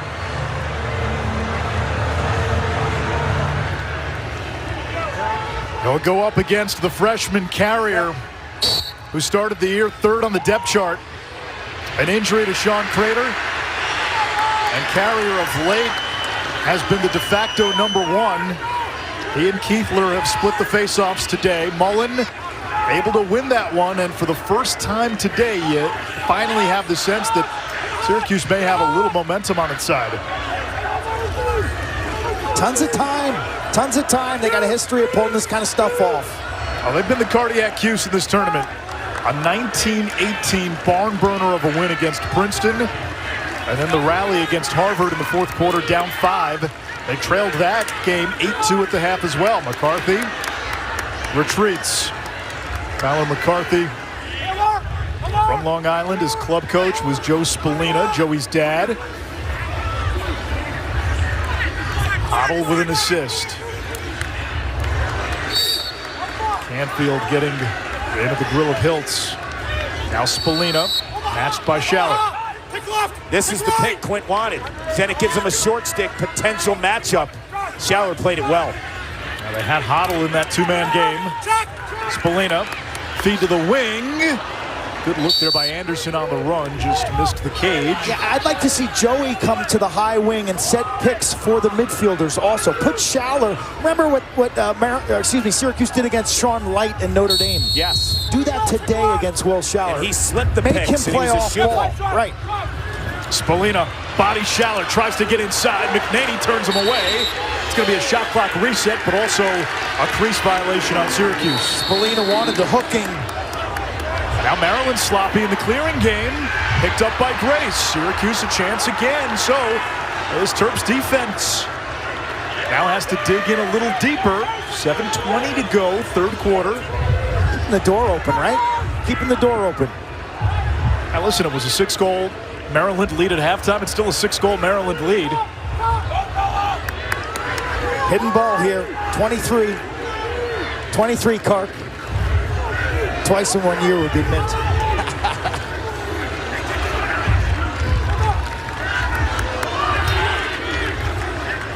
Here's Roa.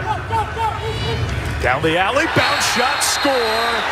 The Orange got a little juice.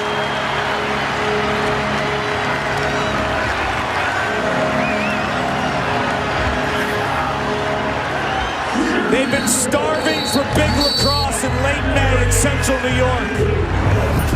Luke Rowe is part of this junior class. It was the #1 rated recruiting class in the country a few years ago. He finds space, attacks the shorty. Juice ain't dead yet. Don't you go anywhere.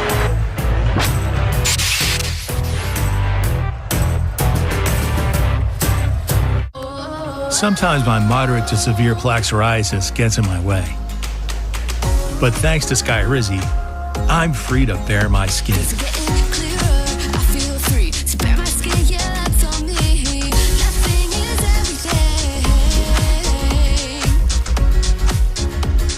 With Skyrizi, I saw dramatically clearer skin.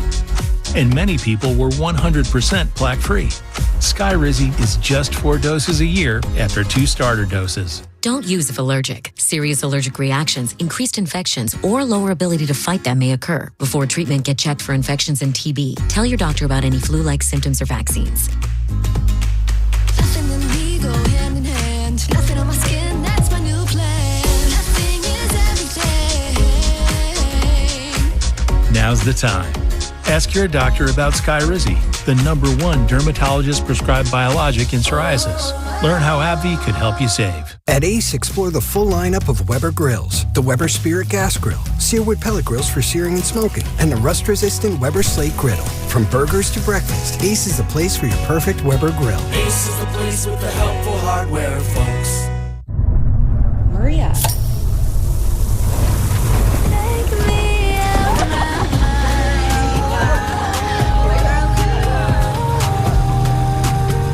Grab an ice-cold Coca-Cola and enjoy summer.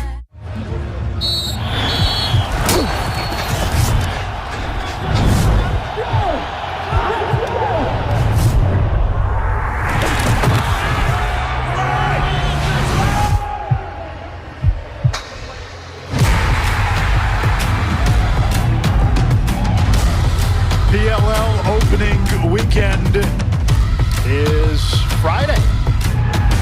We go to Albany, and a lot of the players that you have seen here on championship weekend, and certainly in this game, will make their PLL debuts this summer. Sam English was the 3rd overall pick to the Redwoods. Owen Hiltz, a first-round pick. McNaney will go to the Outlaws. I love week 1 because we get to spend time the day before, going to all the practices, meeting some of the new players, revisiting with the veterans. What, you got to slide left. More, half an inch. 3-0 run by Syracuse, and all eyes now on Johnny Mullen, matched up with Keithler. Keithler trying to time up. How about the wing play? Larkin. Spanos. That is vintage Maryland. Instead of going early, they reset, they pull back and say the possession and time of possession matters more. Nothing's more valuable than the ball and the seconds. You got to bear down now, right? In this game, if you're Maryland, the game's getting a little sideways. Larkin with a A+ ground ball. He's a freak of nature, that kid. I've said it walking out of Atlanta when they played Notre Dame the 1st of March. Larkin McDonald, for my money, and I believe it throughout the season, the best 1-2 punch at the long stick midfield position in the country. Eric's shot altered.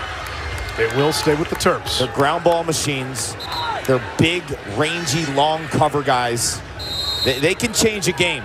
51-26. Larkin 6'3", McDonald 6'5". Talking to McDonald yesterday, he felt this was a Maryland team that, in his words, was calloused. They had seen it all, ups, downs. He didn't feel any situation would catch them off guard. With a zone defense from Syracuse, which I'm sure John Tillman prepared for. Keegan, Kelly, and McCool able to come up with a huge stop.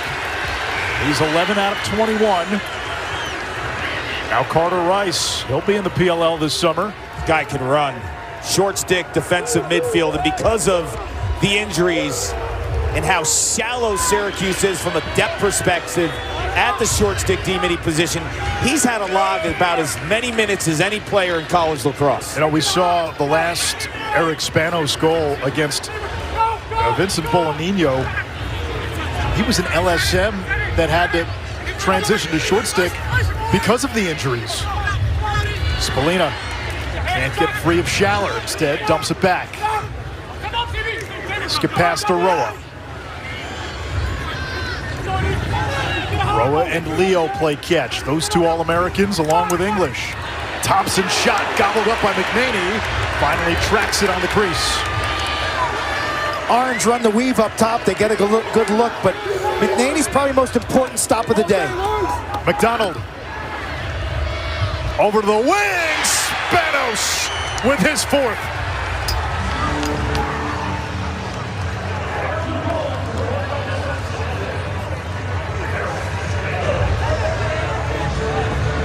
Patience, patience, patience.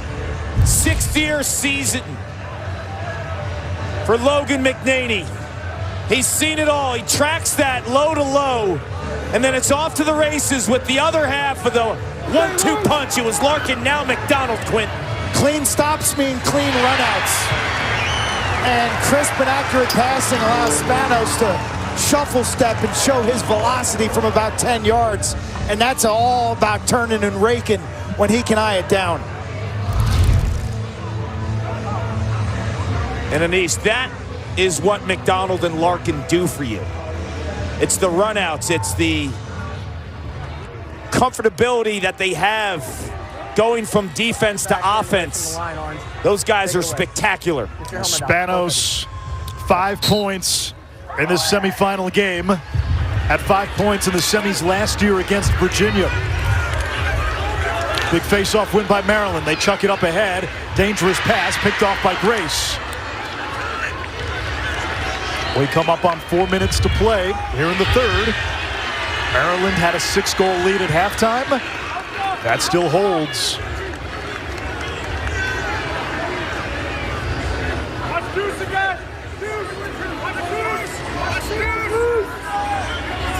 One thing we've seen from Maryland in the Notre Dame game in Atlanta comes to mind. They pick their spots so well when to push. We've seen it today with Larkin. We saw it on that last goal. McDonald to Spanos. That's going to be a loose ball push on the Terps. So back to Syracuse. Shot clock resets to 60.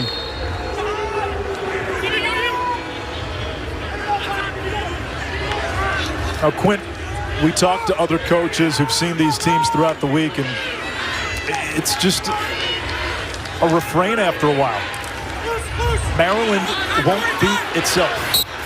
How can you get Maryland out of their comfort zone? I think if you're Connor Busick or Cornell and you're scouting this game, that's one thing. If it is Maryland, what can you do? Cornell can ride, tell you that much. You saw that. They got a good Fogo, Jack Cascadden. If that's the matchup, it is a clash of styles. Now Spallina. Schaller has held him without a point. We're not quite there yet. Hoddle, bouncer, McNaney another save. Loose ball, rebound Syracuse. A chance unsettled. Spallina denied. He is so good. He is making low-to-low saves, high-to-high. I mean, there's no baiting in his game. There's no guessing. It is eyes, like you said, Quint, and a top hand from a speed perspective that is lightning quick. When I spent a day with him in College Park for Game On, and that's available on ESPN+, he talked about the scouting report, how much film he watches, and how he just minimal movement, and I don't want to cheat or guess. And he's kind of a last-second mover.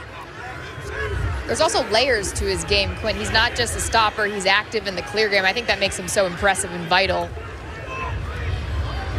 And when you take all the numbers, the accolades speak in the imperative, but at the end of the day, when he's played a full season for Maryland, the Terps have played on Memorial Day. That's nutty. That is nutty when you think about it. And on Tuesday, you may be stamping him as the greatest championship goalie of all time. I mean, he's in that conversation now. 5'8", from Corning, New York. Same hometown as his coach, John Tillman. He was the only preseason All-American on this team. Yeah. Like, put that in perspective. It's going the other way. Notre Dame had 9 preseason All-Americans. Syracuse, I believe, had 5. They had 1, and he was a 5'8" goalie. He's listed at 5'10". He's not 5'10". Then you're 6'1". He's 8 of 13 today. He entered this game at 70% in this tournament. For his career, close to 60% in the NCAA tournament. Syracuse close to turning it over again. Bolanino got wrecked. No flag. Big time hook. No flag. Final minute, third quarter. Ed Kark, just when it felt like Syracuse has seized some momentum, Maryland scores here. Their lead going into the fourth would be larger than their halftime lead. And you feel like they had a little momentum, right? Back to Floyd Mayweather. Taking the punches, taking the punches. You gave me maybe 3-4. Well, suddenly I just gave you 7 or 8. Right, and now it's 10-9 at the end of the round.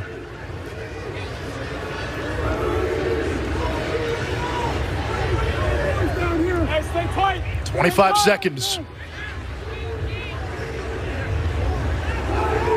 Kelly to Keegan. Whittier. Backpedals into the restraining area. Now back to Keegan from the wing. Less than 10 seconds in the quarter. Keegan trying to feed inside. Dwan picks it off. Maryland 15 minutes away from playing on Memorial Day for the 9th time under John Tillman. It's been a cardiac season for the Cuse. Do they have a few more heartbeats left in this season, or will the Terps take their familiar perch on Championship Monday?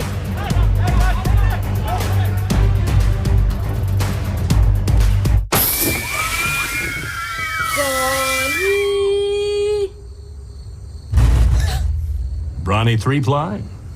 Only Brawny has 3 plies. It's new and it's stronger than Bounty.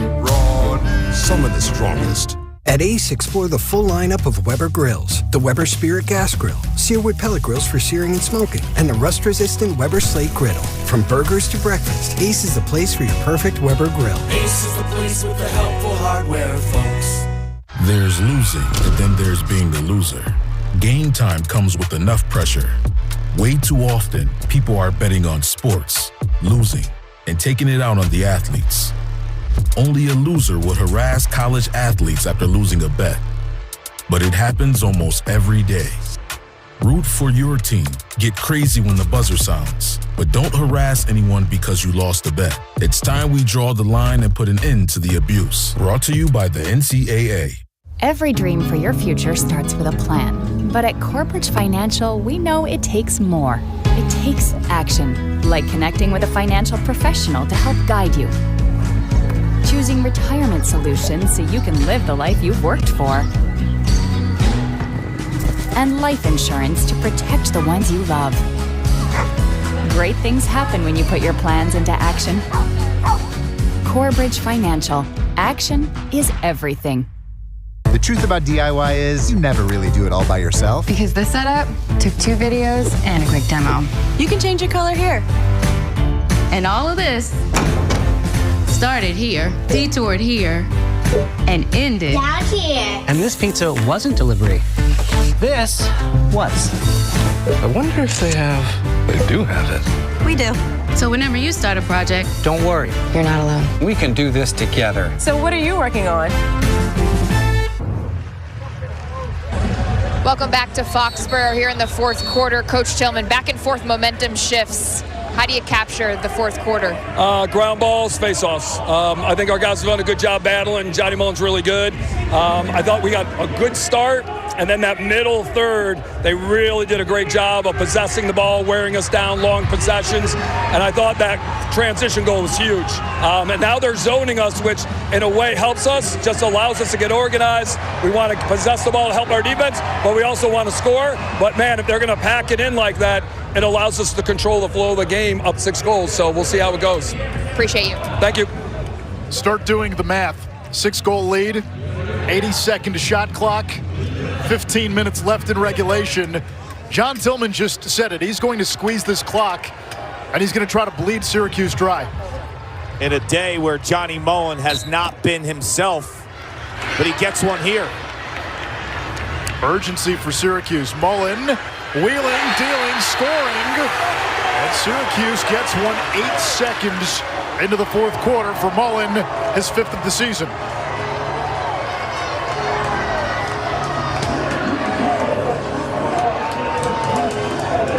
Trying to relish the moment if you're Johnny Mullen. Maryland gives him the lane, he takes it. Rolls back, and he just won't be denied. And the interesting thing about lacrosse now, you think about possession, it's earned, it's not given. Every other sport, you get the ball. Basketball, the other team makes a hoop, you get it. Football, there's a kickoff. Lacrosse, we go back to the face-off, Kark, and nothing is given. You've got to earn possession. He's so strong-minded, too. He lives in the weight room. Teammates say Johnny Mullen, at midnight, will find a way to get into the weight room, mentally strong for moments like this, to capture an opportunity to put his team on his back. A Massachusetts native playing in Foxborough. Orange move. Mullen moved. That's massive, too, because now he has to sit out the next face-off. You put Johnny Rachuza in there, who's not Johnny Mullen. He's not Johnny Dangerously either. How long can Syracuse stay in this zone defense? That's a question I have. And John Tillman seemed perplexed that the Orange were playing zone. I think you got to bounce now out of the zone because it's not a pressure zone. It's a sit-back zone. And Maryland is so good late in the shot clock, so when they do have to shoot and score, they can. They've done it multiple times under 10 seconds in this game. I would abandon the zone, and I would trust my defense to win matchups. Play out on an island. Press. You're down 5 goals. Maryland is going to bleed this clock before they make their move. Again, watch the passing on these possessions. Everything snapped right to the ear. All the passes look the same. Everyone's stick work looks the same. It's like a bunch of robots. And if you stay in this zone, they will do nothing for the first 30 seconds. They will just bleed that 30. That will stay with Maryland. We remind you that Saskatchewan and Buffalo, their series in the NLL, deciding game 3 that is underway. You can watch the start of that game on ESPN News or the ESPN app. Turnover here by the Terps. Kaczynski looking to push, now looking for help. Kelly and Ford converge and force the turnover. That's a disaster for Syracuse. You just played a ton of defense. And I said it earlier in the second quarter, you have to get those first-time grounders on your defensive side of the field and clear it if you're Syracuse against Maryland. Again, this allows Maryland To buy even more time. You want to go back to a tipping point moment on a lot of levels in the history of this tournament. 2011 quarterfinals, Foxborough. Maryland beats maybe the best team never to make it to championship weekend, the 2011 Syracuse team. 6-5. It was a game where there was no shot clock. The outcome of that game had folks like Quint calling for a shot clock. But it was a master class by John Tillman, knowing that he didn't have the horses. He didn't have the personnel to compete one-on-one with Syracuse, so he found a way to hold the ball, milk the clock, and Maryland won the game. And that was Tillman's first season in College Park. Since then, they've become a juggernaut. And since that 2011 season, Syracuse has only been to championship weekend twice. Kind of changed the fortunes in hindsight of both programs. And now we have a shot clock. Grant Catalino had the overtime game winner in that game. 6-5. Shot clock at 2, at 1, and the Terps throw it away. That Syracuse team was loaded. John Galloway, Joel White, Jovan Miller. John Lade. They won a national championship as freshmen and sophomores, many of them playing tons of minutes, starters and All-Americans. That was their senior year.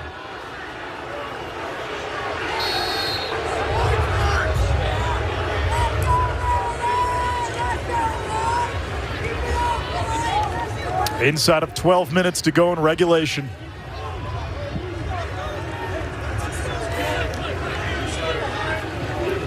Roa. Hiltz, little giddy up. The takeaway by Canfield. Hold on. We get a push on the Terps. Loose ball, Syracuse ball.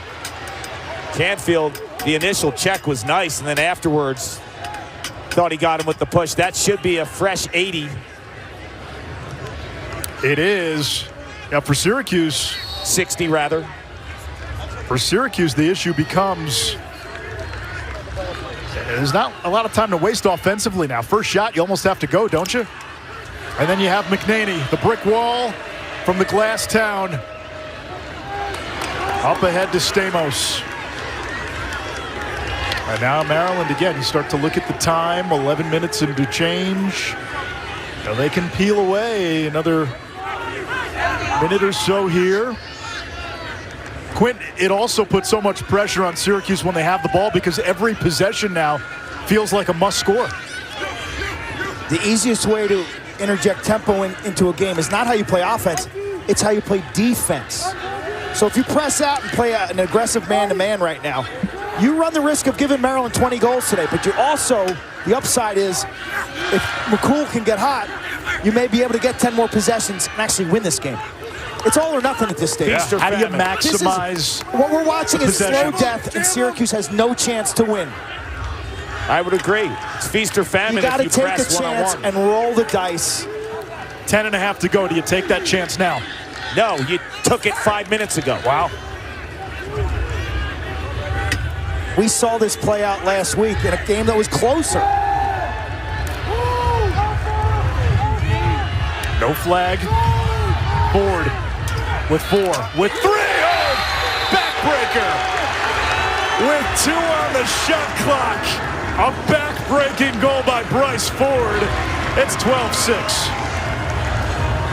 In the last 20 minutes, that is 3 goals with under 10 seconds left on the shot clock.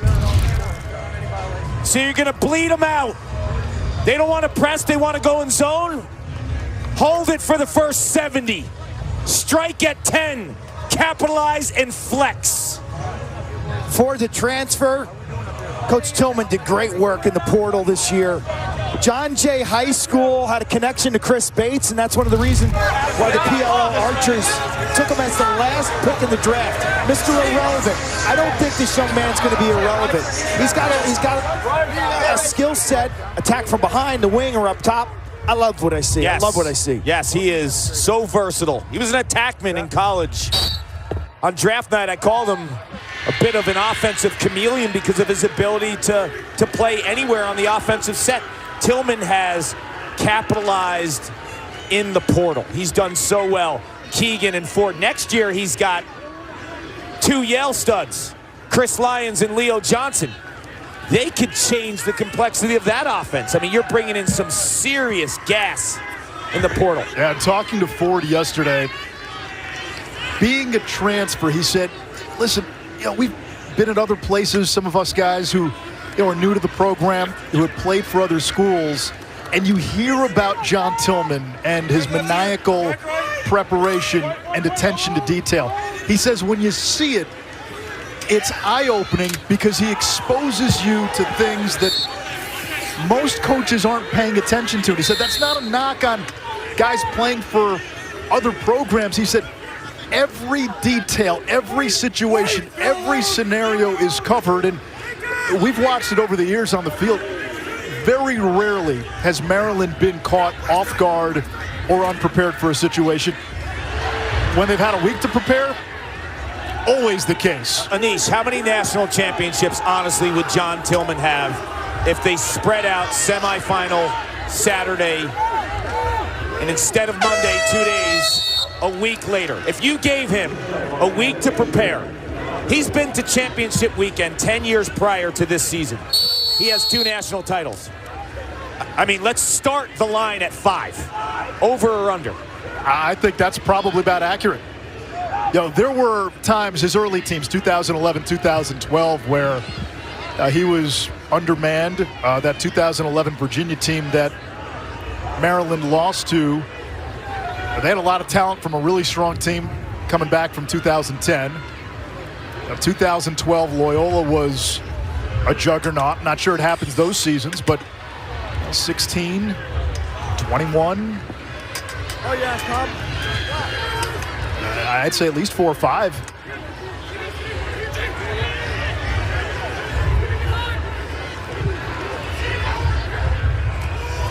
Anderson. 7:50 to go. 6-goal lead. Cornell awaits the winner. Cornell and Maryland have met 3 times prior in the national championship game. 71, the first championship of the NCAA era. McCarthy off the nice Spallina feed, can't finish. 76, the first of back-to-back titles for Cornell. And then 2022, when Maryland went undefeated, they had a big fourth quarter lead. Cornell roared back, outscored Maryland 4-0 in the fourth quarter of that game as McNaney takes away another scoring opportunity. I remember, Kark, after that game in 2022 in Connecticut, we're going to the airport after the game, and we run into John Tillman at the terminal, and the first thing he says, I'm thankful that game did not go another 2 minutes because Maryland ran out of gas. They did.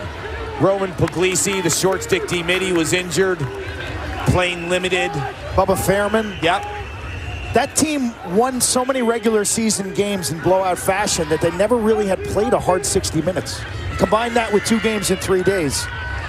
And if that Maryland team could only beat Cornell 9-7, well, this Maryland team against a much better Cornell team, I predict a real good one on Memorial Day.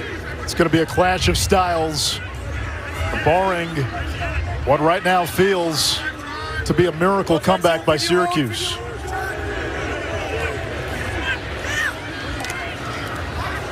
There's a turnover by the Terps. Cornell has a couple things going for them in that matchup in terms of dictating some pace. It's the #1 ranked offense in the country. Top in assists. The ball moves at hyperspeed. But the 2 areas they can muck it up. The ride with Goldstein, Long, and Kirst. They ride as well as any team we've seen nationally. A lot like Notre Dame did last year. That's one. I think Jack Cascadden at the face-off X could be a massive, massive lean in terms of possessions. I think he's heating up, that guy. Michael Leo makes it 12-7. Second goal for Leo. Kark and I have been talking about how we want Syracuse to run their offense through the midfield. This is exactly what the doctor ordered. The junior from Long Island, he's a lefty. He rolls back, and from mid-range, he finds pay dirt.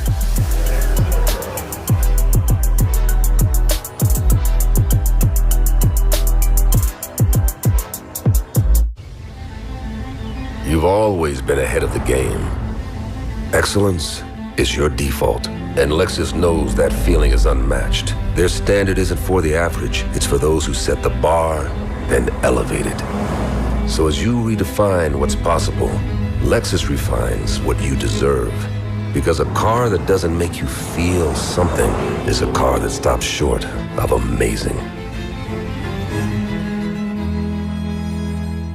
This is the mark of a fighter. A rich, full-flavored lager with a crisp, refreshing taste. A reward for those with a fighting spirit. You've earned this, so hold it up high. Modelo, the mark of a fighter. Any questions? How did you become the Capital One Bank guy? Do you mind? I've always been passionate about no fees or minimums on checking accounts. How do I get your job? Hard work, dedication. I met the Capital One Bank guy. It's like Mr. Jeter said, hard work and dedication. What's been the highlight of your career? And that have to be bank guy. Helping people keep more money in their wallet with no overdraft fees. Aren't you in the Hall of Fame? And didn't you live in space? What's in your wallet? At Ace, explore the full lineup of Weber grills. The Weber Spirit Gas Grill, Searwood pellet grills for searing and smoking, and the rust-resistant Weber Slate Griddle. From burgers to breakfast, Ace is the place for your perfect Weber grill. Ace is the place with the helpful hardware, folks. This is Formula One.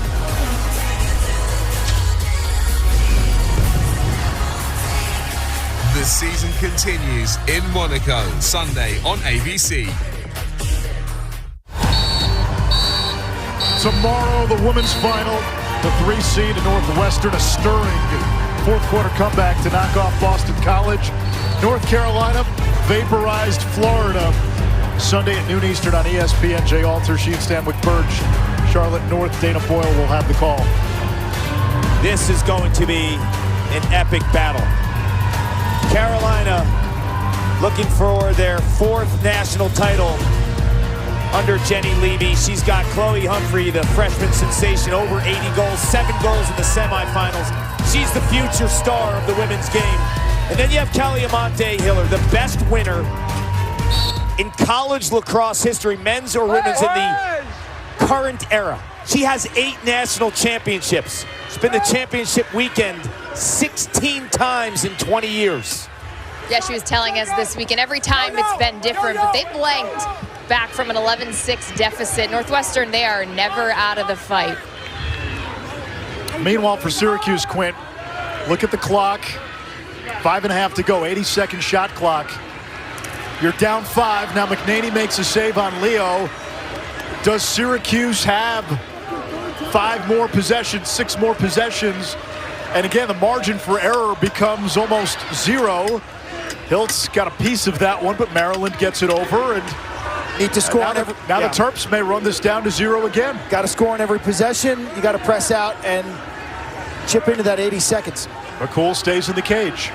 Good reminder from John Tillman in that timeout, reaffirming how important that possession is key. If we go to D to O, he said, I want to put the ball in the corner and let it spin. Work the shot clock in your favor. Monday at 1 Eastern on ESPN, the men's championship game. Cornell against the winner of this one, Maryland in the driver's seat. For more information, go to NCAA.com, your home for all 90 NCAA championship games. And here come the paper cuts. I mean, look at this discipline. Nobody's selfish, right? Nobody goes rogue. Spanos back to Urksa. 3 goals today inside of 10 seconds on the shot clock. Spanos puts one on cage. McCool to stop. This is a huge ground ball. We're going to get a hold on Maryland. A dozen saves for McCool. 4 minutes to go. Syracuse down 5. Remember, they did score 5 goals in 1 minute and 39 seconds in this tournament this year against Harvard. Harvard didn't call timeout in that stretch either, right? In Jerry Burns' defense, he burned a timeout on a review earlier in the second half, so he was holding that last timeout, I think. Leo, no. Did McNaney tip it? He did. Shot clock resets, but becomes a little irrelevant given the urgency. Timeout, John Tillman. 3:35 to go. This has been just vintage Maryland in 2025. You go back to the first game where they beat Syracuse 11-7. Syracuse led 5-4 at the half, and then Maryland outscored Syracuse 7-2 in the second half. A game played in the rain in College Park. Round one, Quint, slow start against Air Force, and then just a methodical Maryland win. They were the better team. They had more weapons. In the quarters, the Terps did not deviate from their game plan at all against Georgetown. They played slow. Georgetown tried to play that style, and even though the score was close, the game never felt close. And I go back even before that, Anish. This is a team that lost to Rutgers and lost to Michigan during the regular season, and then lost to Ohio State. That's their 3 losses. All along, we thought they were a really good defensive team, but what they've shown me, picking their spots in transition, this half-court offense has gotten good, and the sense of identity is clear. I mean, I think somewhere in the middle to second half of the season, this team identified, like, this is who we are, this is how we're going to play, and everyone's bought in. Yeah, Daniel Kelly told me earlier in the season, their captain, 45 in white, they don't care who scores. And oftentimes you feel like, that's a little cliche, but when you watch them play, you actually believe it. They don't have, coming into this game, one 50-point scorer. Not one. Zach Whittier is their leading assister. With 19, and he's a midfielder. 19. He leads the team in assists. Spanos got to 51, but he did it today with 5 points. Exactly. You put that in perspective. Kirst is over 100. Goldstein's 50 teetering assists. with 100. Goldstein's at about 90, and then Michael Long is 60-plus. This game, Spallina, 89 points. Hilt, 72. Maryland doesn't have one, and they're fine with that. Joey Spallina has been locked down by Will Schaller all day. Spallina scoreless on 4 shots, 4 ground balls, 3 turnovers. And it was funny, coming into today, we said it was going to be about the stars. Kirst, 0 points. Spallina, 0 points. But Cornell just had more depth in terms of their scoring and their options. Bounce shot, there is McNaney, tracks it, clamps it, Maryland ball. And now a lot of the fans, especially those clad in orange, filing for the exits.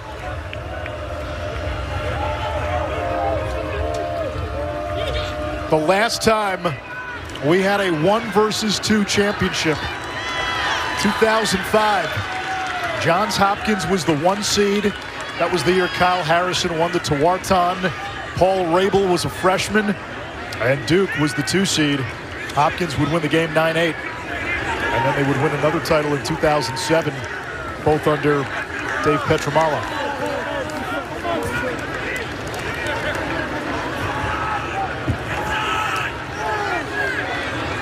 McCool stays in the cage. That's picked off by Grace. 2.5 to go. Grace thunders into the box, pulls the trigger. McNaney is there. 14 out of 21. Quint Logan McNaney is at the very top of the conversation with guys like Doherty and Tillman Johnson, amongst others, yourself, big game championship weekend goalies. He is about to play in a national championship game for the 4th time in his career. An unbelievable tribute to his big game abilities, whether it's a first-round playoff game, a quarterfinal, or a semifinal. He's shown up in the big days, and his playoff save percentage is out of this world. His clearing and his ground ball play, I thought today was very much on display. And that even keel, like his coach, he's a poker face. I look at Logan McNaney, I don't know if they're up by 3, down by 3, or the score's tied in sudden death overtime. The guy's a flatliner, and I think his teammates feel so secure with him as their goalie. We're in Foxborough right now, where Bill Belichick was the head coach for the Patriots and won 6 Super Bowls. Something in common with McNaney and Tillman, the head coach of the Maryland Terrapins. They take every team's strength and they turn it into a weakness. Syracuse came into this game 6th nationally in goals per game, almost 14 a game, half of their total. because of that kid right there who had total ice in his veins, and a coach who had a week to prepare and said, I'm going to take your strength, and you're not going to get to your spots. Logan McNaney is our Capital One player of the game, Maryland's all-time saves leader, and he continues to add to his legend. And Quint, this is a Terrapins team. Great history of goaltending over the years. So when you think of the guys they've had just in the John Tillman era, guys like Burnmore and Nico Amano, Dan Morris was a national champion. What McNaney has done, the consistency when he's been healthy and when he's been in cage, incomparable.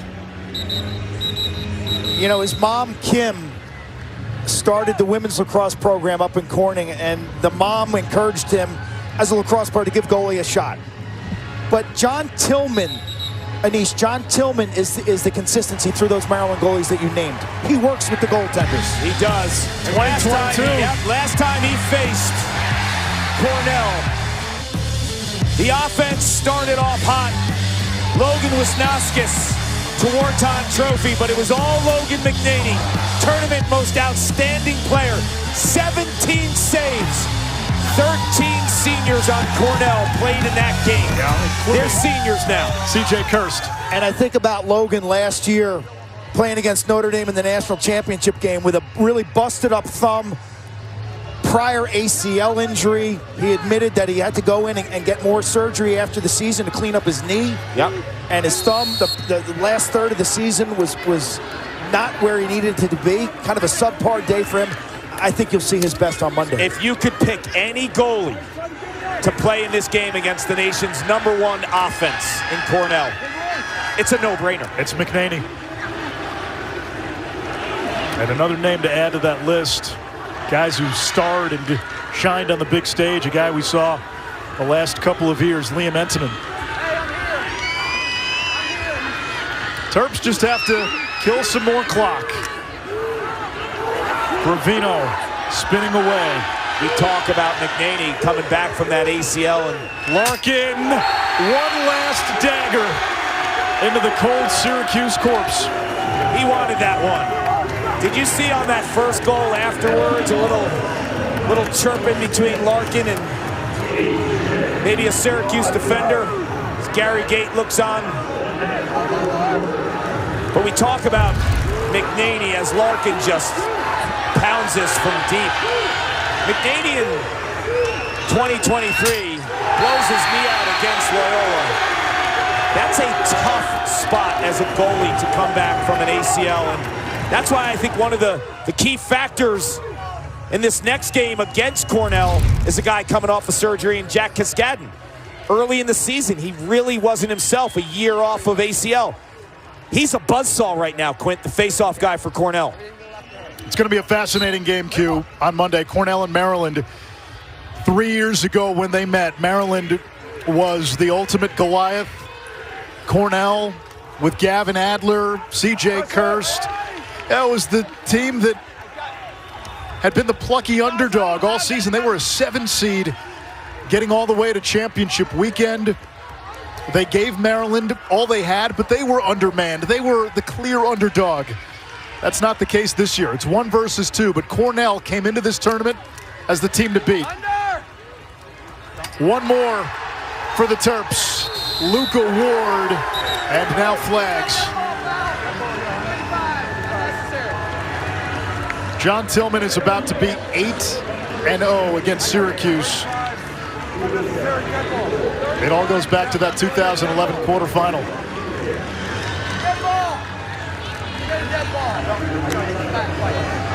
White ball.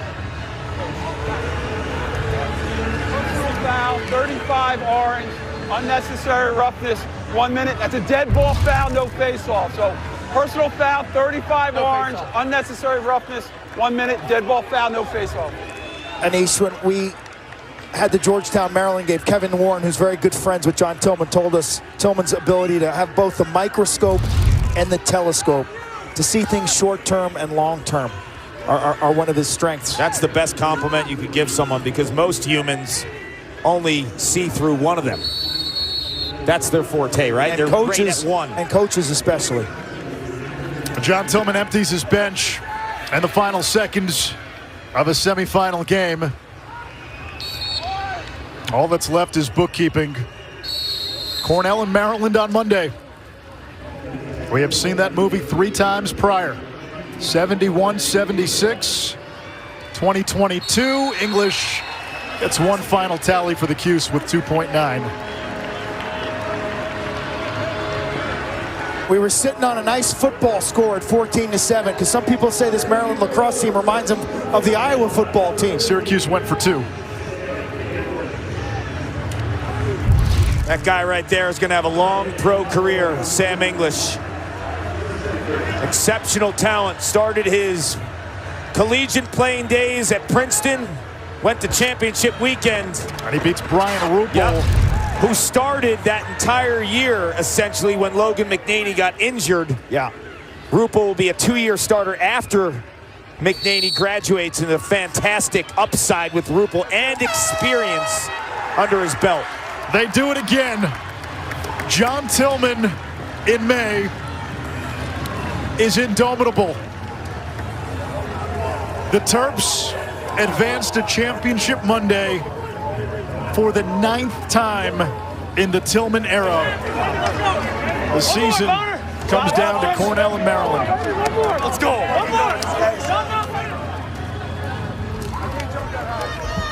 It's a good year for Gary Gate. Yeah, little by little, he's building. Yep, year right. 4, he's leading this team in the right direction. Losing record, 500, go to the quarterfinals last year, now championship weekend. They have a junior class that will be back. But today, it's all about the Terps in winning the semifinal match to deal with that titan of an offense in Cornell. They have a head coach, John Tillman, who is 1 win away from a 3rd national championship, adding to his ledger, adding to his legend, and he's with Dana Boyle. Coach Tillman, model of consistency with you as the head coach. You'll make your 9th appearance in a championship game, an opportunity to play for a title. How do you best describe the performance from your team? Team. We have great players, very dedicated. They work hard, they're selfless, and that's why we go back to a 9th. It's not about me, it's always about them, it's always about Maryland, and everybody in our organization is the same way. It's always about these kids to try to put their best foot forward and be their best. So, again, I'm just a small part of it. If there was another coach here, I'm sure he'd be doing really well too. So I'm lucky to be where I'm at, so the credit should go to those guys. You're too humble. Your goalkeeper, Logan McNaney, shined on the biggest of stages. Where does his confidence come from? He's an interesting guy because he's confident, but man, he's humble. Like he projects just kind of an even keelness, but there's never an arrogance or anything like that. He's a very modest young guy, but I think he loves the big moment. He loves to compete, and I think obviously, hopefully we get one more really good one out of him. I'm going to miss him when he's gone. Not only just the player he is, but the person he is. Eric Spanos on the offensive side, 5 points. You told me earlier in the season you had no alpha on offense. What makes this offense go? I don't know. We have a lot of kids that work hard, and maybe we have a lot of alpha-type personalities. I don't think we have a Jared Bernhardt. Those guys are hard to come by. But we have a lot of really good players and a lot of guys that can make plays when needed. And I think what's nice is I think everybody's bought into just share the ball. Your opportunity presents itself, go for it. If you get somebody open, make sure you share it. And everybody just loves to kind of play team lacrosse because they know if they give it up, they're definitely going to get it back. We all know you're elite in your preparation. You'll face Cornell on Monday. What are your thoughts on the matchup? I definitely would like to play somebody else, for sure. But so much respect for the program, the history, the tradition, the alums, and that staff has just done an amazing job. Connor and those kids, they play so hard. They've been the best team all year. Really they probably had maybe 5 minutes they'd like back, but that's pretty incredible over the trajectory of the season. So it's Memorial Day. We got guys like Brendan Looney, Travis Manning to inspire us. So we got to come back later and give it our all against a really dynamic offensive group. Thanks, Coach. Congratulations. We'll see you on Monday. Thank you. John Tillman is a 1991 graduate of Cornell. He'll face his alma mater in a national championship for the second time. Our season comes down to 1 versus 2. Cornell and Maryland. John Tillman doing John Tillman things on semifinals Saturday. Monday's going to be epic. The Big Red searching for their first title since 1977, going up against the head coach of Maryland, who played there. Women's title game tomorrow. Check it out. We'll see you Monday. I got a good feeling about Memorial Day. Northwestern and North Carolina for the women's championship tomorrow. And on Monday, it's Maryland and Cornell, the final game of the NCAA men's lacrosse season. Terps advance to Memorial Day for the 9th time under John Tillman.